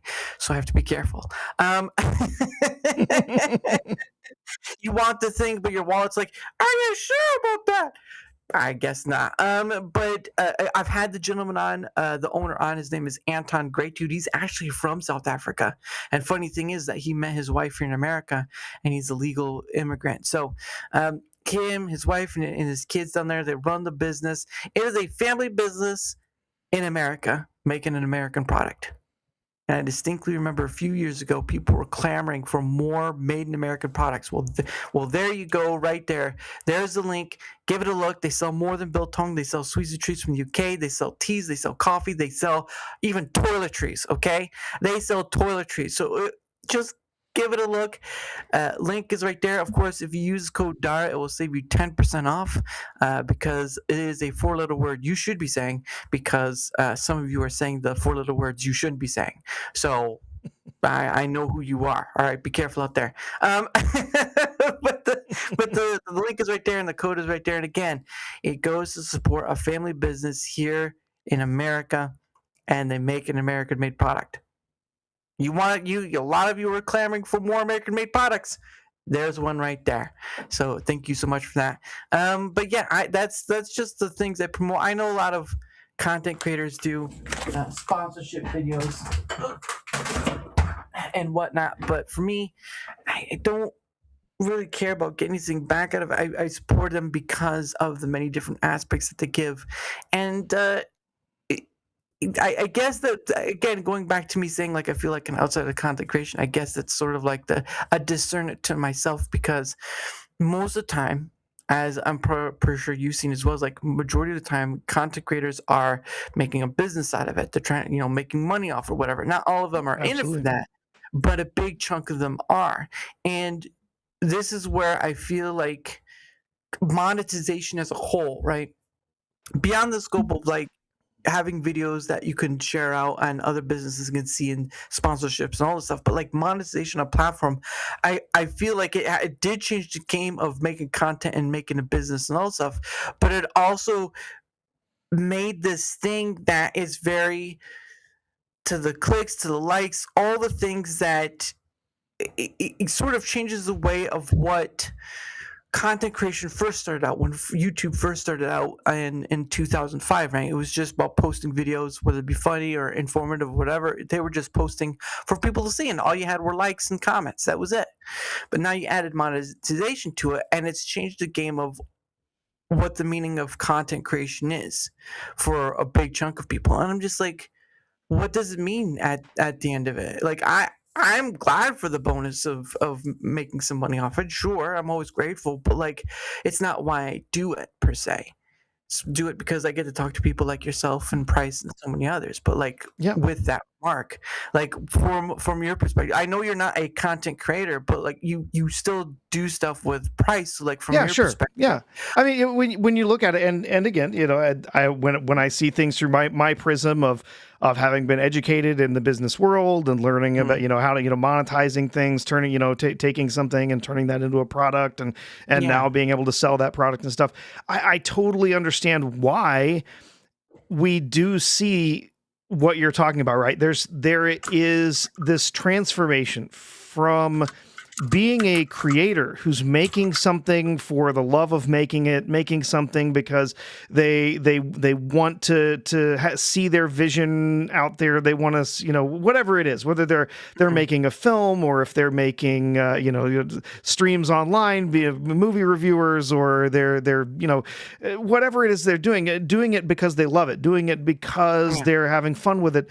And there is a transformation that happens, and it is often referred to as selling out, right? That's the short the version of it, right? That you're moving from someone who's doing something because you have a passion for it, you have a love for it, to becoming something that's now inauthentic, because now it's not about being authentic, recognizing your vision, recognizing what it is that you want to put into the world. It's about, how can I chase the algorithm? How can I find a way to take what I've made and now turn that into a product that people want to pay me for? Right. Yeah. And so there absolutely, it's 100% real. Right. We've seen it for decades in all kinds of different media. And it happens with streamers as well. You can see there's the authentic content that they get started with, and some of them, there's still creators out there just being authentic to themselves, right? Sure, but then you've also seen it. You've seen these videos where suddenly they get some kind of investment, or they become partners in some program or something, and now they have to edit what they're saying, or they have to change the way that they're engaging with their audience or whatever, because now they have to monetize this in a way. So there's definitely that direction where people move to, as they grow and they become more popular, and they start chasing the clicks, they chase the algorithm, they chase the money, and then become less authentic and start engaging in different ways. So that's definitely something we see with YouTube creators. For me, I'm not in it for the money, man. If I was in it for the money, I'm doing a really bad job of it, to be frank. because I definitely am giving more money to creators out there for memberships to their live streams and whatnot, memberships on their accounts than I'm getting back from YouTube or anything of that nature. Because I got news for you: being on panel shows with people does not pay the bills. In fact, I haven't earned 1 red cent from anything. All I get from it is the chance to hang out with people. I tell my wife, kind of like, it's like, for me, it's like hanging out at the bar with my friends. It's like Cheers, it's like I get to go and hang out with some friends and talk about stuff that I like to talk about, hang out with Price a couple times a week and talk about movies and sometimes politics and, other stuff that's going on out there in the world and entertainment and stuff. And we get to hang out and talk about all those fun things and whatever else comes up, right? It's getting to hang out with some friends, and you know what? If it helps them, if it makes helps make content for them, and they can make some money off of it, that's great. I'm happy to do that, right? Yeah, and I mean, for me in doing this, like I didn't really know how to go about it. I was sort of like one of those people, like, you hear someone in a chat of a content creator say, how do you get started? I didn't say that, but someone else would. And they'd be like, get a microphone and a camera and just do it, right? And I was just, sort of like on the fence, and then I decided at one point pull the trigger, and then I started. I would record videos in StreamYard, because you can do that, and then I would put it out there, and so I would just do like the avatar thing that pulses, and then after a while I would just point the camera down to my hands, and then I came to this point where I was doing this. But I was talking about different stuff, and then came the gaming. I streamed gaming, and then after a point I was like, well, seeing all these content creators, and they really just invite other content creators, and there's understandably there, but like you have content creators with thousands of followers, and like what happens if you can just invite a small point of those followers on. And of course I have had on many content creators, but I've also had many people who aren't content creators, and my schedule is like, for a period of time it was sporadic, but like now it's sort of like this. That's my my schedule of sorts, and I don't have to do it. Like there's no reason of me doing it, but like there's an innate nature of like, there are so many people to get, like yourself, to get the opportunity to talk to you about whatever, and it's just like it's a mind-blown thing when you can tap into a pretty unlimited pool, of people who would say yes, just like come on for an hour or so, and be like, well, what are we gonna talk about? Well, whatever comes up. Like it's just that simple. It's like you said, it's like going to Cheers and having it say. I've always seen it as sort of like, the other part of it too is I've seen it as like a moment in time captured, right? Because some people come back, right? There are many people who come back multiple times, and there's some people who are only once. It's just how it goes, unfortunately. But it's always being able to capture that moment, and then people can later down the line, either through a short or through the stream itself, get to see this person, get to see their perspective, get to see how they thought, how they felt, how all this stuff. Because you get a filtered, like we're talking about, you get a filtered version sometimes when you're doing that whole content creator sphere. And not always, but it does seem a big chunk seem that way. And so to get someone who's unfiltered by just being themselves as they are. I have always stated people come as they are, because I think that's the most basis you can get. And to give an example, right, like I had a gentleman on, his name was DaraChat, and he'd come on in many different formats, whether it be my Pay It Forward stream, which I do on almost every Friday except for holiday events, family events, my Rumble Squared stuff, and of course my DaraChat. He'd been on in many ways in different formats. And of course he has his channel, gaming and all that stuff, but unfortunately he had passed the day after Christmas last year. And so there is that component right there too, where something like that happens, and now you have these moments captured with them as they are speaking their thoughts and all that stuff. I do truly believe in a big way, a lot of many people don't want to be forgotten in that regard, right?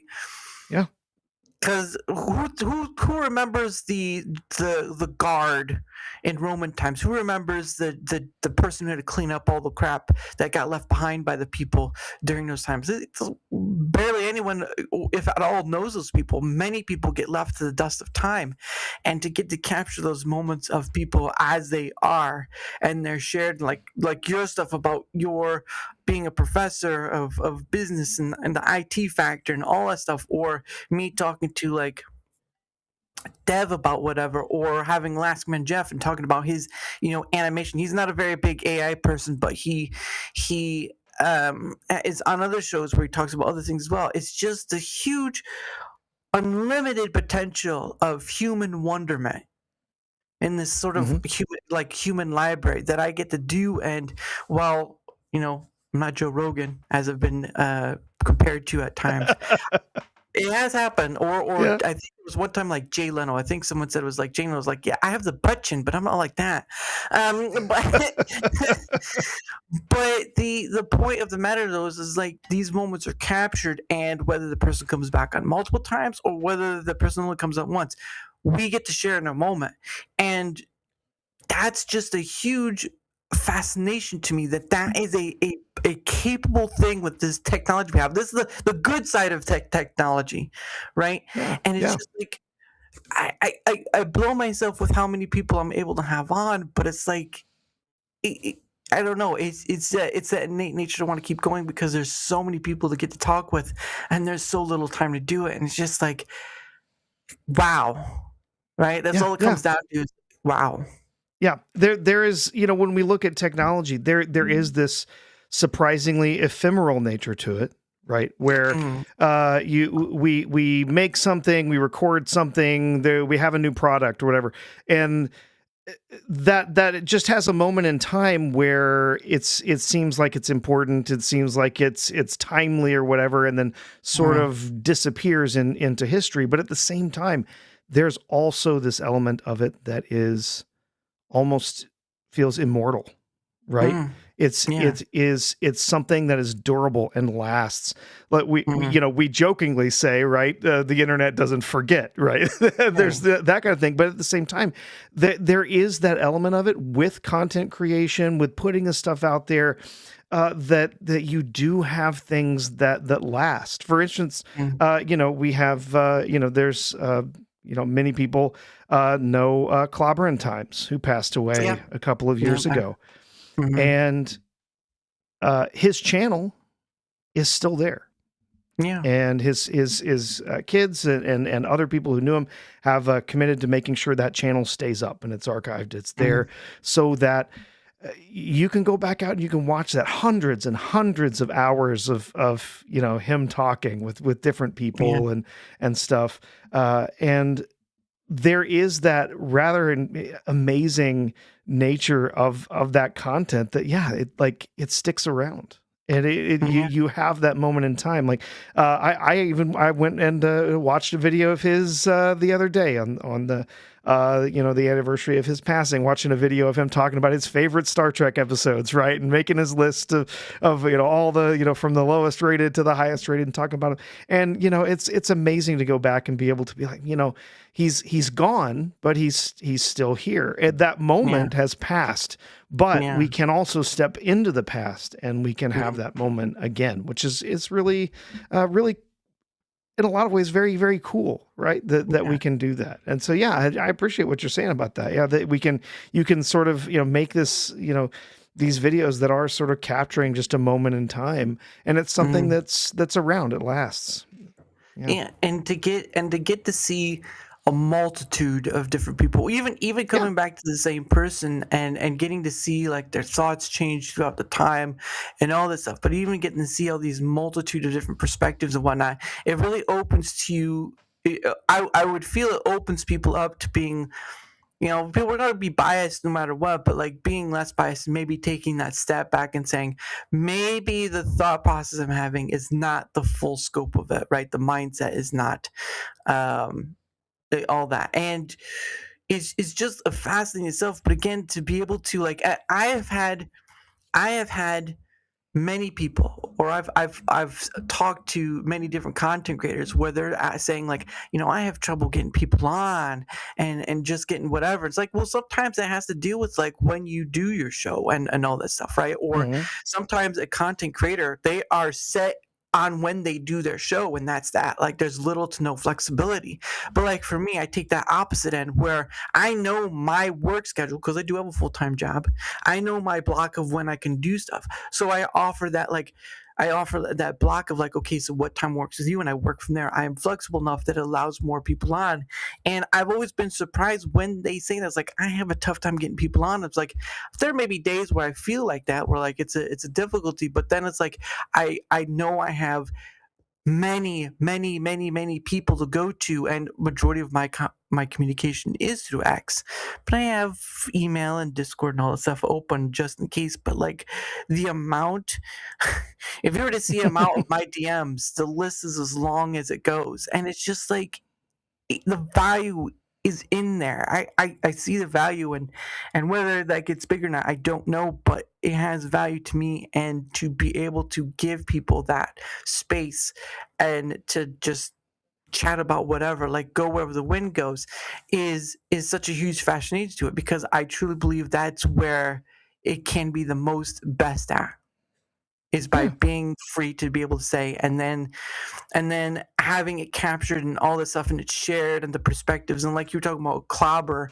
who his favorite episodes are still there. People know his favorite episodes because he said it, right? This is one of the things that kind of gets me, is over time, after a person's gone, like anything, almost anything that MLK has said, like sometimes gets kind of misdone because we can't ask what he truly meant.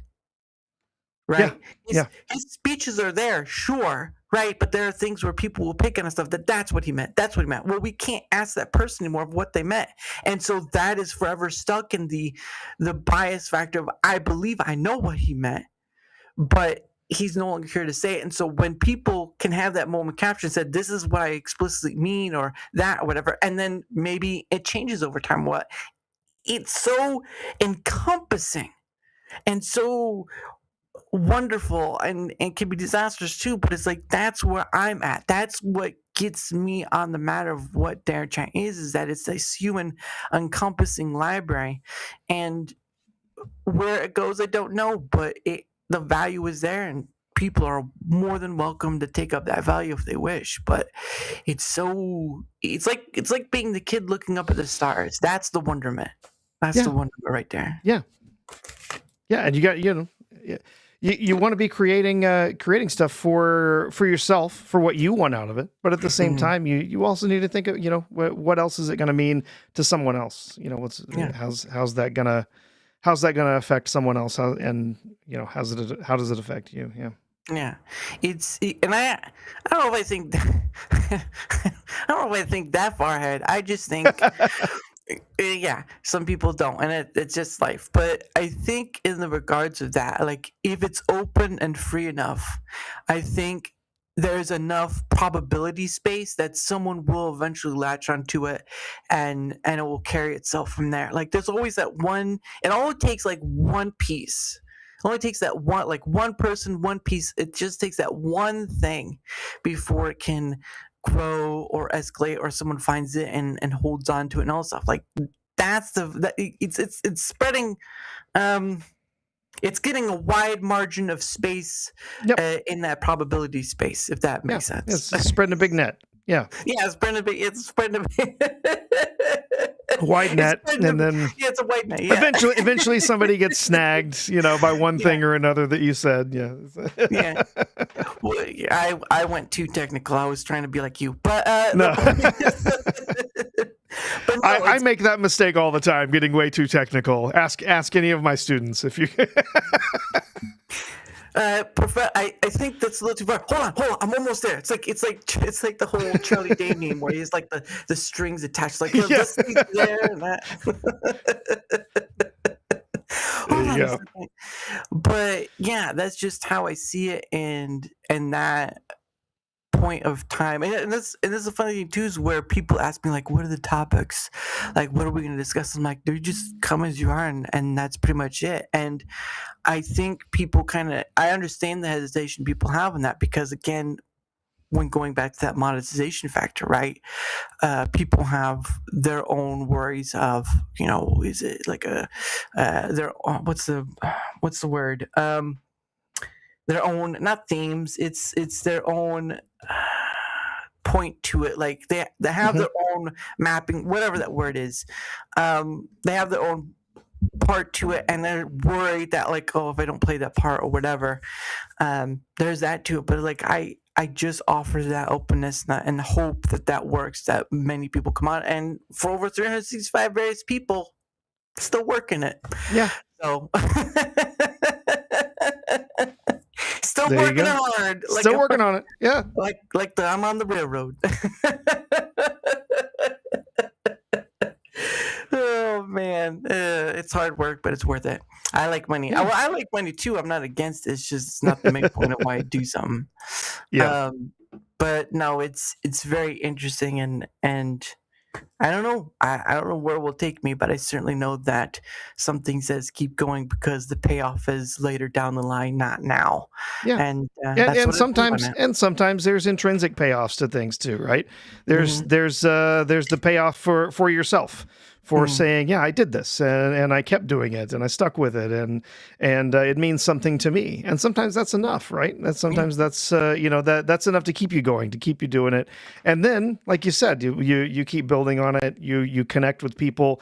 Maybe it's one person at a time. Maybe it's 10 people at a time. But you keep building on it. You keep connecting with people, and then that's how you build that out. Yeah. But yeah, there needs to be some kind of intrinsic motivation to it too. Kind of saying like, I enjoy doing this. I enjoy having these conversations. Yeah. It's the difference between, in the previous, like, between the authenticity and just another. No, I mean, I guess you could keep. I guess in the way Joe Rogan keeps his authenticity, but he still does the commercial ads for his show and stuff. So there is that, but like, there is keeping that line between authenticity and business. I think it's perfect way of saying it. It's like the authenticity in business, because business, we've dealt with many different businesses on many different scales, and we know that when money changes hands, money changes minds to a regard. Not all the time, but a big chunk. And that's always a worry. But like, and that's why I wouldn't want to do content creation as a full-time, because once you start depending it as your sole provider, that's where, I mean, if you're smart and you invest that money, and so you have another pocket of revenue coming from somewhere, then yeah, sure, that would be a great way. But like, there's always a danger, right? We're talking about how YouTube can just take it down and can give you some arbitrary reason, and your stuff's gone. It's just like, you don't want to put yourself in that pocket. And again, content creation has its dangers, but it also has its moments too, depending on what you're doing or whatever. So, but that's my perspective on it. Yeah. But it's crazy that, you as a professor, going to doing this stuff with Price, and then doing with the Brown Alliance, like, you certainly have plenty of reach space to go to. That's for certain. Well, like I said, for me, this is just an opportunity to hang out and have conversations and talk about stuff that I like, and stuff that's going on in pop culture and stuff. It's a great way to honestly, for me, it's just a great way to burn off steam, but you know what I mean? Like, let off my steam and get to have conversations with like-minded people, and sometimes people who aren't like-minded, right? Sometimes those are really engaging conversations too. Yeah. It's definitely something that has been was not a part of my life, couple 3 years ago, but has slowly started being on this channel, that channel, whatever, and it's an opportunity to hang out and to meet cool people, and to to have great conversations like we're doing right here, right? And it's a lot of fun. And again, for me, it's not about making money. If it makes some money for my friends, if it makes some money for my co-hosts and whatnot, that's fantastic. But as far as for me, it's really just an opportunity to hang out with some interesting and fascinating people and have some great conversations. Yeah, just some fun. That's right there. And that also kind of brings to the point, like, even though it's sort of like a side thing to you, but presents plenty of opportunity, what like keeps you going for your teaching aspect? I mean, obviously, of course, paycheck, all that stuff, but like there has to be some Sure. obviously that would be the first thing you have to bring up, because like I get that part, but like what's the scope for keeping going with that? Because obviously there's something there that keeps you wanting to continue teaching. Oh, it's tougher some days than it is others. There's certainly some days when you question what you're doing, and I bet you've had those days working a full-time job. You ask yourself, why the hell am I still doing this? But I think everybody has those days. So yeah, I mean, honestly, getting into teaching is something that I kind of for a long time thought might happen. It was. For years, I worked in IT and information systems in that area with not having any kind of education. It's kind of funny that I came to actually getting my education pretty late in the game. I started college right out of high school, and I didn't know what the hell I was doing there. I didn't know what degree I wanted. I didn't know what job I wanted out of it, whatever I started with like general education stuff. I had a long-time girlfriend at that point. We were already planning to get married, and we had been dating since high school, and yes, still married to my high school sweetheart. 26 years later. Yep. But I was in school. I didn't know what I was actually doing there. I didn't know why I wanted an education or what kind of job that I wanted from it. And so after a year, I dropped out, and I just went and started finding work because I didn't know why I wanted a degree. And I certainly wasn't going to keep paying all that money every single month when I have no idea what the hell I was going to do with it. And so, I just kind of went out and just started finding some jobs and sort of ended up sort of falling into working in IT, mostly just because I already had an interest in technology. I was somebody who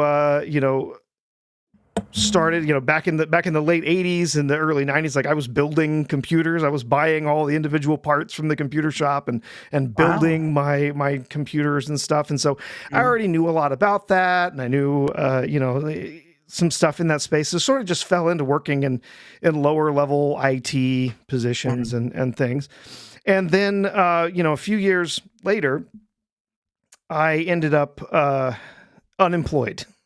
Not of my own doing, just like had moved from a job, and I got another job, and then lost that job because the company got bought out, and I got laid off and whatever. And so when that happened, the woman who was my boss at the time said, have you thought about going back to school? And I was like, for what? And she's like, I mean, you're really good with computers. Like, why, you could get a job like working with computers. Literally never really thought about getting an education so I could have a job in computers, like just over my head. Right. And then I ended up just at a junior college because I wasn't going to having dropped out of school and spent so much time since, all of that stuff. It was going to be really hard to just go straight into a university. So I ended up at a junior college that, had a real sort of straightforward program. Basically in 2 years time, like you could get your degree, an associate's degree in information systems, IT, that kind of thing, and computer science. And then, you're set up to kind of start working in, better paying entry-level positions, but still entry-level, right? So, but when I went back to school and I started studying something that I enjoyed, I loved it. I fell into loving education and loving learning. about this stuff, which was completely foreign to me. Right. It was like, wow, I'm actually learning something I care about, because I sure as hell didn't care when I was in high school. I'll tell you that much. Yeah. Okay. When I got out of high school, I was like, you know what? If I have C's or A's, the diploma looks the same. It doesn't matter to me. Okay. I mean, and in a lot of ways, I'm not wrong, right? I mean, it's the same diploma, but you know, it was like, you know, I just didn't care. And finding a love of learning, finding something I loved learning about was really fascinating. And so I started getting that with my undergraduate degree with my associate's degree, and just fell into it, loved it, wanted to learn more, wanted to keep expanding and learning more. And after I had finished up, you know, learning about computer science and an associate's degree, I continued on. I was going to do computer science. But then I was talking to somebody and taking some classes, and ended up moving into the business area and thinking about not just computers and computer science, because I knew at this point I wasn't going to be a code monkey. Yeah. I knew people who were code monkeys, knew them very well. We're talking about guys that walk around with little notebooks, and when they think of some novel routine, they write code into a notebook. I'm like, I am not that person. I'm never going to be that person. So I'm not going to be able to compete as a code monkey. Okay, so what am I going to do with my life instead? So that was when I started learning about, you know, computing and business, and how, you know, these different things work together, and ways that you can use that in that space. And so that's when I fell into business. And then I actually, you know, I had jobs all the way through school, working in different places. And I had people tell me, like, you're really good at communicating this confusing computer stuff. Like, you should think about like teaching, right? You should think about like how you could use that ability to communicate in a job, you know, actually maybe teaching. And I said, well, that's fascinating. I'm not sure I want to go get like a doctorate or anything, you know, I don't how I would do that. Having my wife has a doctorate, I've seen what that looks like. Oh, and it was a nightmare. You know, I've told people, I said that I'm not sure I could handle the level of, you know, bullshit, frankly, that she had to go through to deal with all of that. I'm not sure I could handle it. I would probably lose my mind. But I could, you know, in the business area, a lot of people don't get doctorates. The terminal, you know, degree is an MBA, it's a master's in business administration, and that was something I could do, and I could do it with a specialization in information systems and stuff. So, when I did graduate, I figured eventually, since my wife is, you know, in a university position, we're going to be in university towns, you know, at some point probably come back and I'd be able to teach. You know, I'd go out and work for 15, 20 years, you know, in private industry. And one day I'll have an opportunity to come back and kind of kick back and be a teacher, you know. But I honestly, I got out and I started a job, and 3 weeks into my job, I got a phone call. Ooh. And it was a professor who I knew because I'd had him in classes. And he said, hey, I'm, you know, do you remember me? Whatever. I said, like, oh, yeah, sure. He says, well, I'm now the interim department head in this college and whatever. And we have a problem. And your name was the first on the list. And I said, I'm not sure if I should be flattered or not. What does that mean? He said, oh, well, here's what he basically 3 weeks before classes start. Yeah. Faculty comes in and just resigns. He says, I'm done. I'm retiring. I'm leaving. So he's got classes, hundreds of students that have to be taught classes, and he's got 3 weeks to figure out who's going to teach all of those students. While I was doing my graduate work, I was a TA, and I TA'd, not with that professor, but teach it with that class, that, you know, with another with another instructor that had taught that class. So they knew I was familiar with the class. They knew I was familiar with the material. They knew I was familiar with the, the college and, everything. And they knew I was still in town. That was a big one. And so they said, your name was at the top of the list. We want to know if you're interested. And so, I had to talk to him for a little bit because I wasn't really sure, like, are you just offering me like, because there's some teachers that come in that basically they're like, here's $5,000. Thanks for teaching this course. Right. And then there's others that are actual like full-time employees, which at first I was like, oh, it's just like a real basic thing. They're just going to offer, pay me this, teach this course once and I'll be done. Yeah. But essentially they were like, no, we need somebody to come in and actually like take this job, like for real. And, so we sat down and I was like, wow, like I kind of thought like eventually I would get back here, like teaching, but given that, my wife's already at the university and at the time one of my kids was at the daycare at the university, it's like, wow, it was kind of perfect. It just fell in my lap. And, so, that was originally like, I thought, this will be a cool gig, I'll try it out and we'll see what's going on. And then honestly, like I really do enjoy having the opportunity to help people learn about the technology. Yes, a lot of it's teaching them about spreadsheets, and I've become an expert in spreadsheets. Woohoo! And some students appreciate that expertise, and others not so much. But I really do enjoy the opportunity to try and share that knowledge, impart that knowledge to a new generation, people who are coming in. And again, this. Where in some places, a lot of people say, you don't need a degree anymore. Why would you go to college? Just go learn what you need to on YouTube, and you can learn everything there.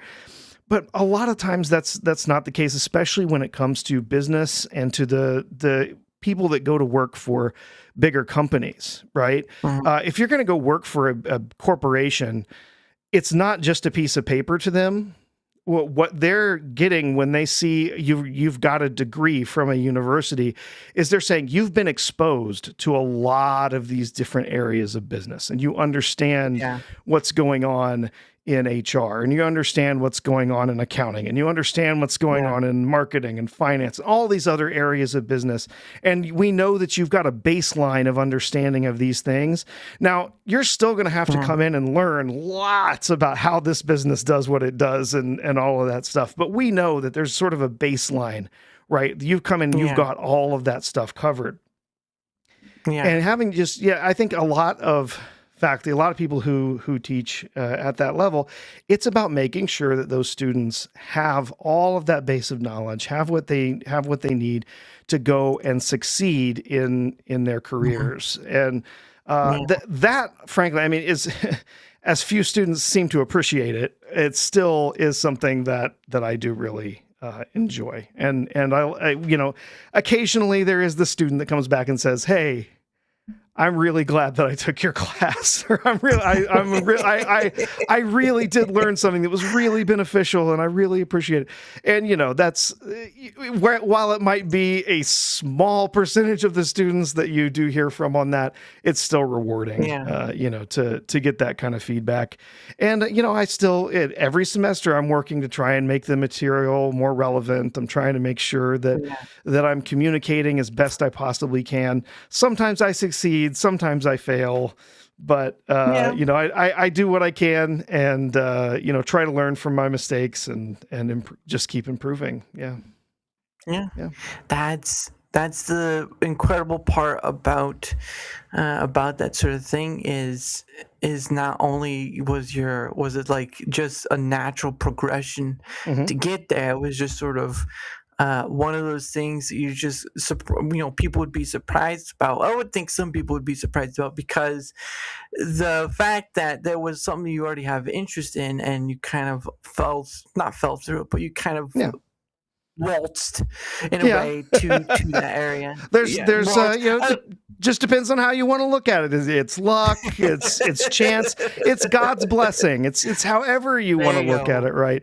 But yeah, I mean, it was there was, like you said, there was a progression there. Like I was kind of prepared for that as a possibility, a career possibility in the future. It just happened a lot faster than I expected, and that was fine, right? That's fine. My watch is a little slow. I think. Hold on. I don't think it's catching up. Hold on. Hold on. I'd like a break, please. Can I have a break? Yeah. Oh boy. Yeah. Oh goodness. I do get little summer breaks, which is nice.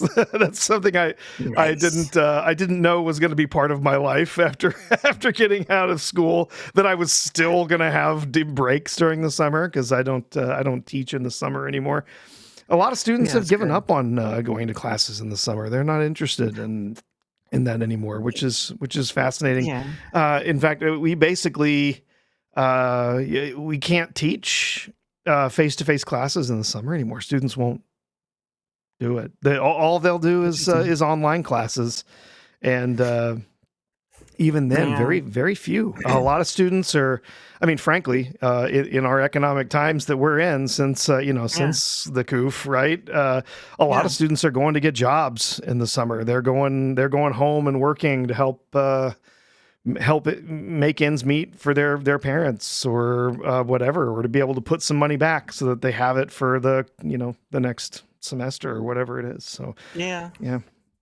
COVID really took a hit for a lot of things, and I think you just mentioned like people going back home with their parents stuff. I've heard that in some regards, like it seems to be a progress that keeps being more and more, because their homes that are being bought by companies and whatnot, so there's that issue. But I don't think that, I mean, for me, if it works out and you're kind of helping them a bit, like moving back with their parents, I think there's nothing truly wrong with it, because you can't just you can't just, I mean, you can't just go home and freeload, right? Like that's one thing. But if you go home and you're kind of given something in return, like helping out or maybe paying a little here and there, I think there's that thing too. But I can understand what you mean by like the business needs to see that you have done some work, real life experience and all that stuff. So there's that. But I do think there are those rare exceptions where a person has like been through the ringer,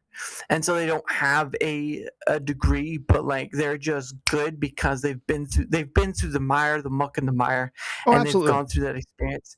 But I can understand why they would need a degree. But like, as obviously as an educator, someone in higher education, I see the value of higher education. There are a lot of people that don't see the value there, and honestly, there are areas where no, you don't need a degree, and there's a lot of people who you don't need to go to a 4-year university and have a bachelor's degree. I have told people numerous times that it's almost like picking my own pocket.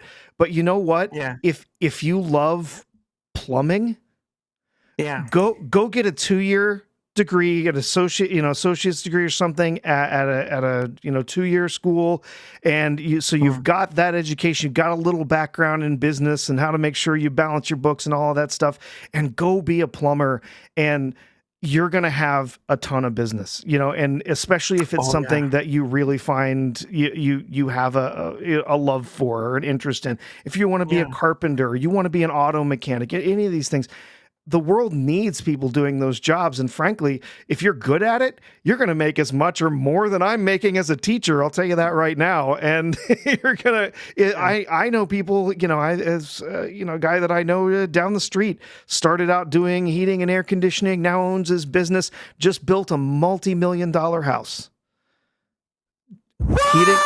Heating and air conditioning, right?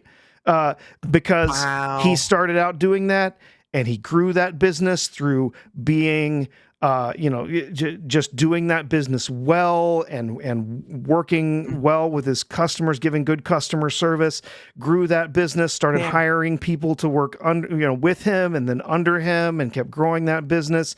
And, now a huge regional company that owns multiple different, regional offices in the place. And just built a huge, multi-million-dollar home.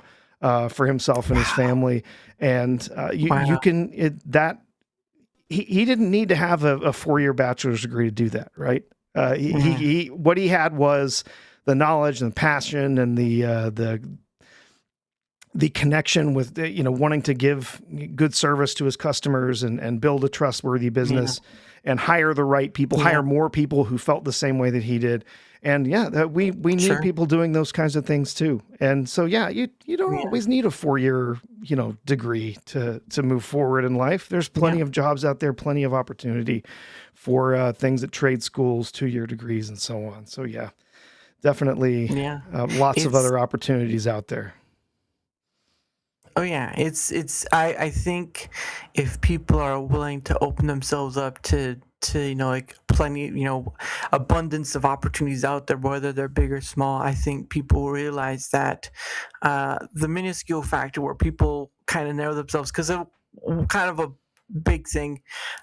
One thing I'll mention, and we'll kind of move on. And then, of course, Dev says the biggest challenge in IT is people. Is people. They are the most important part of IT, and they are the most difficult part of IT, without question. Sometimes that's life right there. But there was going back to there was one. I had read The Art of the Deal by Trump a long time ago. It was during when he was first coming through. And one of the things is that you talk about was he would. There's sections of the book, but in the first section it talks about his daily, what he was doing throughout the week, on a day-to-day basis. And one part it talks about how he's just someone who's juggling many different balls in the air. It's even if one option fails, I still have this other option here and over that stuff. And so you there's that kind of mindset where even if one door closes, you've got a dozen other. And that's the way I see with their tattoos. Even if one person doesn't answer, well, partly probably because Twitter X DMs are not that great at times, but it's true. No, they are not. Yeah. Or you have where they just say no and then move on. It's people need to realize that the opportunity is out there, and maybe it's just maybe you have to look at it a different way or whatever. And for me, not what I do is I do cold DM people to some regard because it's just sometimes they see it, sometimes they don't, and it's nothing like a bad thing. It's just more of I don't want to wait forever for someone to say yes when there are times there was one person I had on, Paul Chato, and I had sent him a DM months ago. I had sent him and he just saw it a month ago, before, or a few weeks before I had him on, and it was just the same. It was great to have him on. He was great dude. All the knowledge he has and stuff of what he did, but it was just that thing of where he didn't see the DM until a few weeks before having him on, and it's just stuff like that, and it's okay, right? It's okay for that, but I want people to understand that the importance is that they said yes and they came on and they had this point of time just talking about whatever, and they were free to talk in that regard, like you and I have for this 2 hours and stuff, and like you've done for your other places where you've just gotten to talk about whatever. And I truly do believe that an open conversation allows people to be themselves, and I think that's another thing that things misses when people can be themselves, and whether you're empathetic or not is not the point. It's being able to be open with them, and you can have your disagreements. That's okay, right? That's fine. Of But course. it's the allowance of that, right? It feels like nowadays we only have the allowance for people who will agree with us in some regard. Not all. Let's put that out there, but to some degree, there is that thing where it's more of people need to agree with this or something like that. But when you're able to disagree, walk away and be fine, that's the true power of it right there. That's the true power of conversation where you're able to both walk away and you can come back the next day and it's almost like nothing changed. It's this huge thing that I don't know. That's what gets me, is being able to have that open door of open doors, and at the end of the day, be like, wow, that was pretty awesome. Some people are a bit of a challenge. It happens. But at the end of the day, we can come together and do this amazing thing called a conversation and find out where it goes. And Yeah. that's the impressive part. But Absolutely.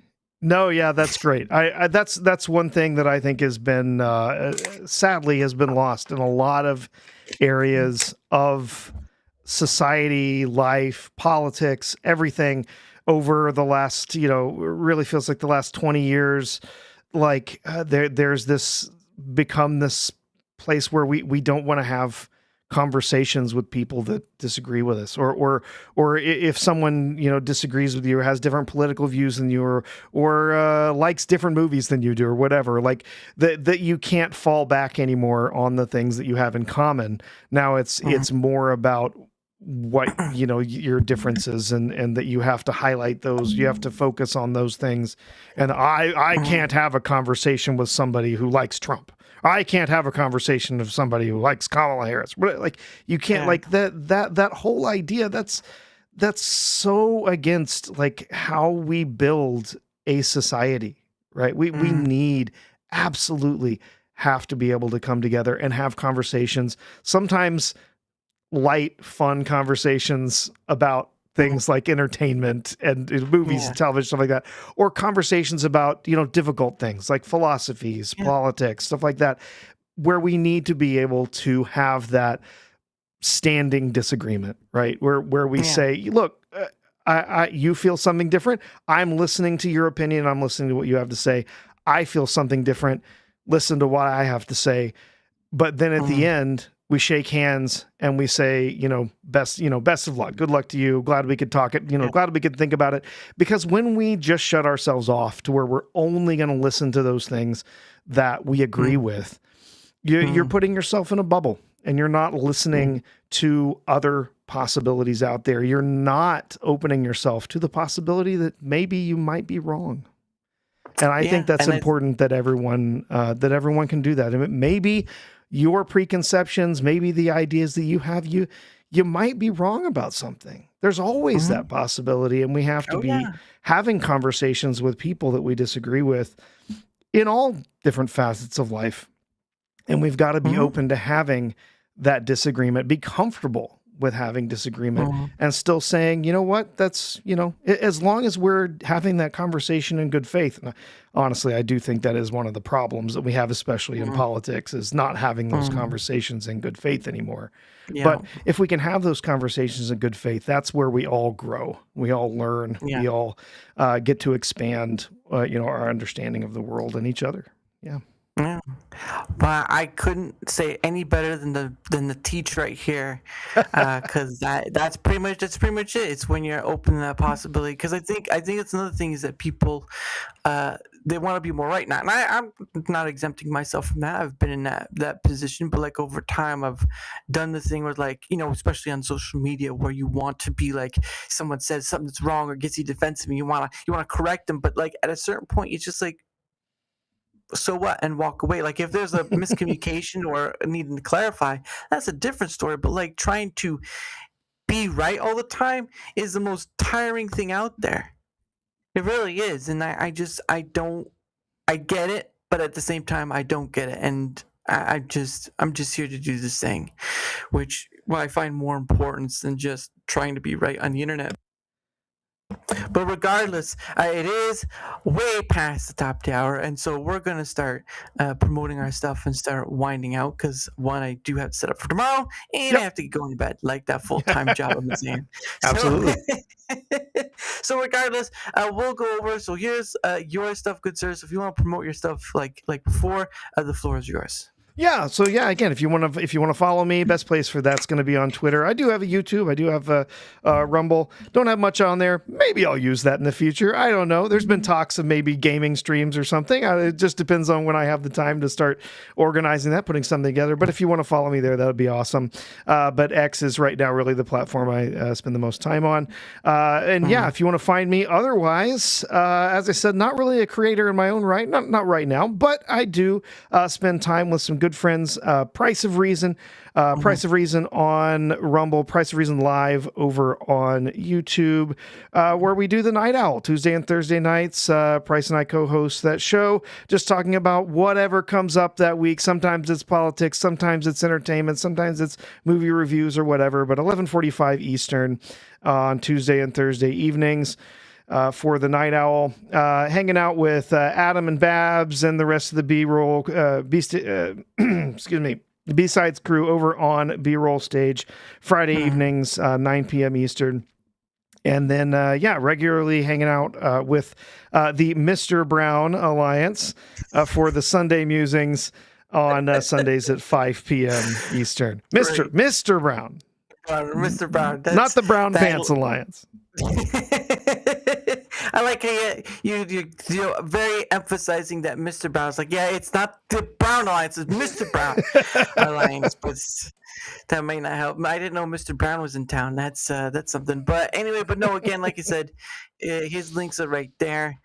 Mostly you can find him on Twitter X, but at least it's someplace to know where you can look. I mean, like I said, he's with other different people, especially with previous guests, Price of Reason. So if you want to know where else he's at, links are right there on both the Rumble side and YouTube side. I do place them on other places, but they're very ephemeral. So they want more permanence. You have to go to either Rumble or YouTube for that. So thank you so much, sir. Of course, reminder things, whether you're on the Rumble side, YouTube side, or any of the places I stream to, you can any help with the engagement factor is much appreciated. That's likes, comments, rainstorm dance, reposts, anything like that. I mean, technically, you could just shout out the wind, and that's helpful. DaraChat, and just roll up your window again. It's like, who the heck was that? But yeah, any help with the engagement factor is much appreciated because not only does it help in being seen more, like most content creators want to be, it also helps in having other people on, like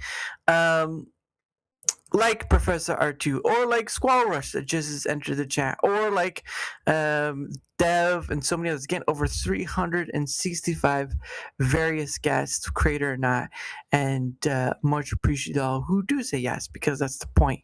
But of course, if you want to know where else I'm at, link is right there. Shout out to Tommy for making streamers. Anyone can use it for free. But if you want to see where else I'm at, links right there. YouTube, Rumble, X, all of it's in there, and much appreciated. I'm not going to quickly go through my promotional stuff. I am part of the partner program on Proton, but I use Proton in so many different facets. This is just Proton VPN. Funny enough, I'm using Proton VPN right now while I'm streaming. Most of the time, I've looked up the information of if you should use a VPN while you stream, and it says no, but unfortunately, I'm proving that wrong by streaming right now with Proton VPN. And so if you want to find out more information, the link is right there. I tell people just make a free account. Just make a free account, try it out. If it's not for you, that's fine. It'll be there if you do change your mind. Paid version gets more, but that's always with the case with the paid version. So again, link right there, and you can get a discount if you do use this link. So there you go for that. And of course, Biltong USA. Biltong is a South African snack. I've had the owner on. Great dude. His name is Anton. Him and his wife run the business in Sunset, Texas. So if you are in the Texas area, might be a good idea to stop into their in-store, because anything they have on their in-store is all the online store as well. And I hear they sell some hot food too, so might be worth checking out. But at the end of the day, great people making a great product here in America. And again, there were many people a few years ago asking for more made in America products. One is right there. They make great stuff. They do sell sweets and treats from the UK. They do sell some other stuff from South Africa as well. But again, they sell a whole assortment of stuff, and I believe it's worth checking out. So link right there, and you can use code DAR to save yourself 10%, because a 4-letter word you can't say is better than a 4-letter word you shouldn't be saying, because if Granny hears you, you're not going to be in a good place. That's all I'm going to say. So go Biltong USA and code DAR for that. And of course, big shout out to the man himself, Squall Rush. Had him on before. Very, very big fan of Dragon Ball Z. So if you want to get your Dragon Ball Z info, he's one of the good ones to talk to. So there you go, right there, Squall Rush. It's on many different places. Missed the E That's in my awesome. name, Squall Rush. But yeah, Squall Rush is good. Do had him on multiple times, and I look forward to having him on again. But of course, tomorrow at 7 p.m. Eastern is the 107th Pay It Forward stream. It's where I go around on the Rumble side during that time, and I spread a little love, say hello, give some donos, all that stuff on the Rumble side to kind of showcase who's off going on there, because Rumble doesn't really have a great form of discovery. So there's that. But that's tomorrow at 7 p.m. Eastern. Of course, we'll be joined by Visionary. Met him on X, so that'll be interesting to have him on and join me for the Pay It Forward stream. After we're done with that, we'll chat for a bit. And also, once the whole stream is done with, I do all the people we stop by, at least the ones we stop by, and because sometimes I will check to see if they're like a restreamer or a bot streamer. But the ones we stop by, I do link to their channel names. I do link their channel to a list. So if they have a @ account on X, I will just put their @ and the link to the channel, or just the channel name and then link to their channel, because sometimes some people don't have an X account. So that will be done at the very end, of course. Oh, there you go. Oh, you get to watch all Dragon Z Super this summer. Oh, that's nice. Did you get to watch the movies? We haven't watched all the movies yet. I have seen all of it. I've seen all of Dragon Ball Z and Super stuff previously, but he was looking for something different. He's getting into anime. He's been watching some anime, and he was asking about some other stuff, watching some other things. I was like, dude, you could fill like an entire 2 months like watching all of Dragon Ball. Like, just get started. And so he did. And yeah, he watched all the way through, and we watched a couple of the movies together as well. I think he's going to go back and watch some of those. We're watching through Daima now as well, the most recent series. Yeah. Oh, that's right. That's where I think that's sort of, what I remember, that's when Goku goes back to being a kid, but that's sort of like taking over from the GT era, because that's the same thing as it's weird. The timeline and everything is so strange with the way they do that, because the Super happens before the end of Dragon Ball Z, and then Daima happens before Super. It's so strange how they decided to lay that out. So it's odd. That is a weird one. Yeah, that's crazy. But at the end of the day, still a lot of people watching Dragon Ball, and they're still making it. So, and there's a lot of great anime out there. I mean, hell, there's a lot of Western entertainment that's not worth watching now. So a lot of people are turning to things like anime for good entertainment.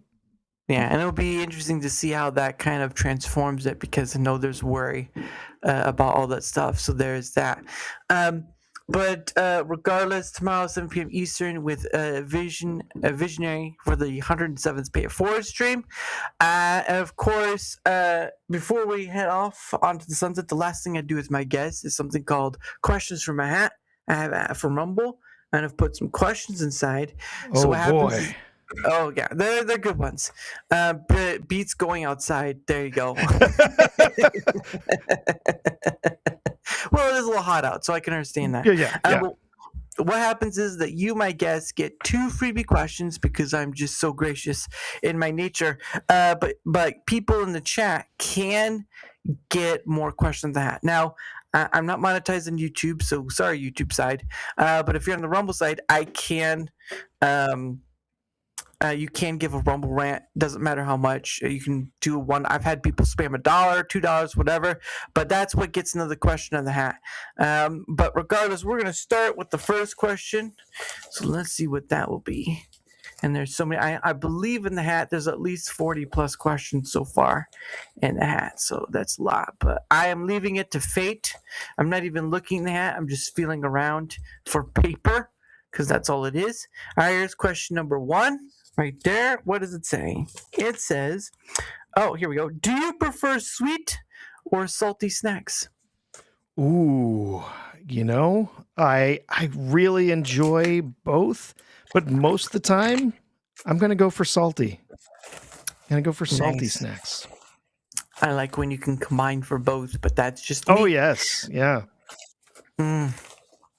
I usually like the trail mix, right? Like the trail mix. Yeah, you get a little salty, you get a little sweet. There's a little savory in there. You get them all mixed together. Just as long as you don't choke on a peanut, that's all. No, you don't want that. Or go into anaphylactic shock. You don't want any of those things. No, not at all. All right, question number 2, right here. Let's see what it says. All right, question is, what's the most absurd thing you believed in as a child? The most absurd thing I believed in as a child. Oh, goodness. I believed in so many absurd things. No, just kidding. Gosh. Wow, I'm having a hard time with that one. I mean, obviously there's things like Santa Claus or the Easter Bunny. Yeah. Those are crazy things. Man, I don't know. Yeah, it would have to be something like that, but yeah, I'm not sure I have an answer for that one. So, yeah. One of the usually sometimes it's the simple question that gets complicated. So, but no, that's understandable. Like it's surprising how when you try to think back of how many absurd things you beyond the Santa Claus Easter Bunny and all that stuff. Yeah, yeah, we're gonna go sniping today, kids. What is that? Yeah. Gotta watch out for that great snipe, everyone. What is that? What is this? Like a bird? Yeah. So, but no, it's pretty crazy. But again, thank you all who are here. Thank you to all in chat for being part of tonight's conversation. Of course, shout out to the big tin metal man himself, the Professor Artoo, for coming on and being part of tonight's DaraChat. You, sir, it has been a joy in having you on, and glad to get to learn about your very educational ways. It's been wonderful having a conversation with you tonight, Daramuth. I appreciate being invited on. Yeah. Oh yeah, and like I tell all my guests, you're always welcome to come back because there's always more to talk about. It gets really ridiculous. Like when there's so I know people do like the 24/7 news stuff and they'll talk about the current thing and all that, but it's kind of boring a while. But when you open yourself to like pretty much everything, you know, meander for hours on end till this. I'd like to, but unfortunately I do have a job and I can't do that very much anymore. So I have to set the limit.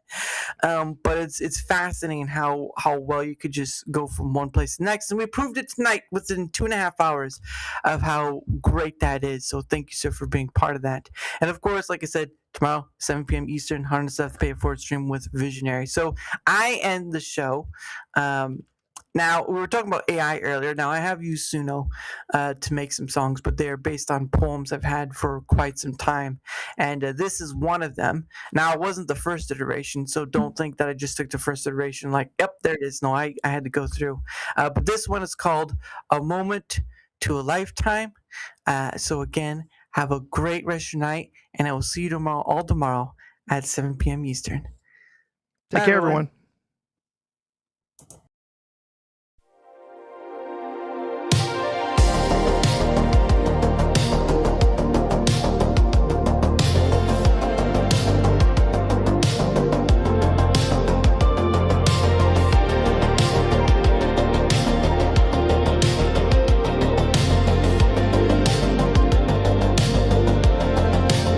Give me a moment, and I will make a lifetime. Give me a lifetime, and I will make something beyond recognition. Beyond recognition is a desire, a flame born of dreams forward. Yet dreams do not push beyond their scope. A recognition held back by reality. But reality's a dreaming way to come true and be reality. So what do you wish? What is your desired reality? In truth, maybe not much. In truth, maybe it is. Only you can weave the dreams of wanting reality to form, and then, only then,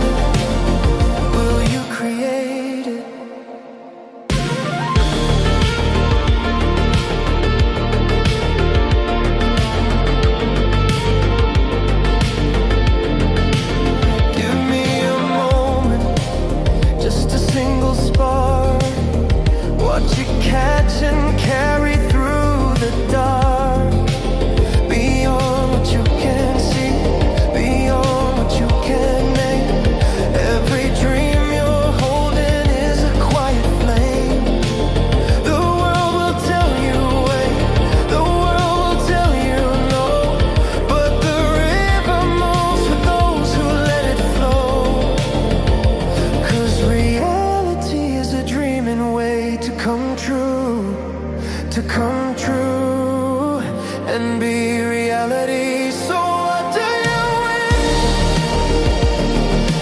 What is your desire? Reality. In truth, maybe not much. In truth, maybe it is. Only you can weave the dreams of one reality to form, and then only then will you create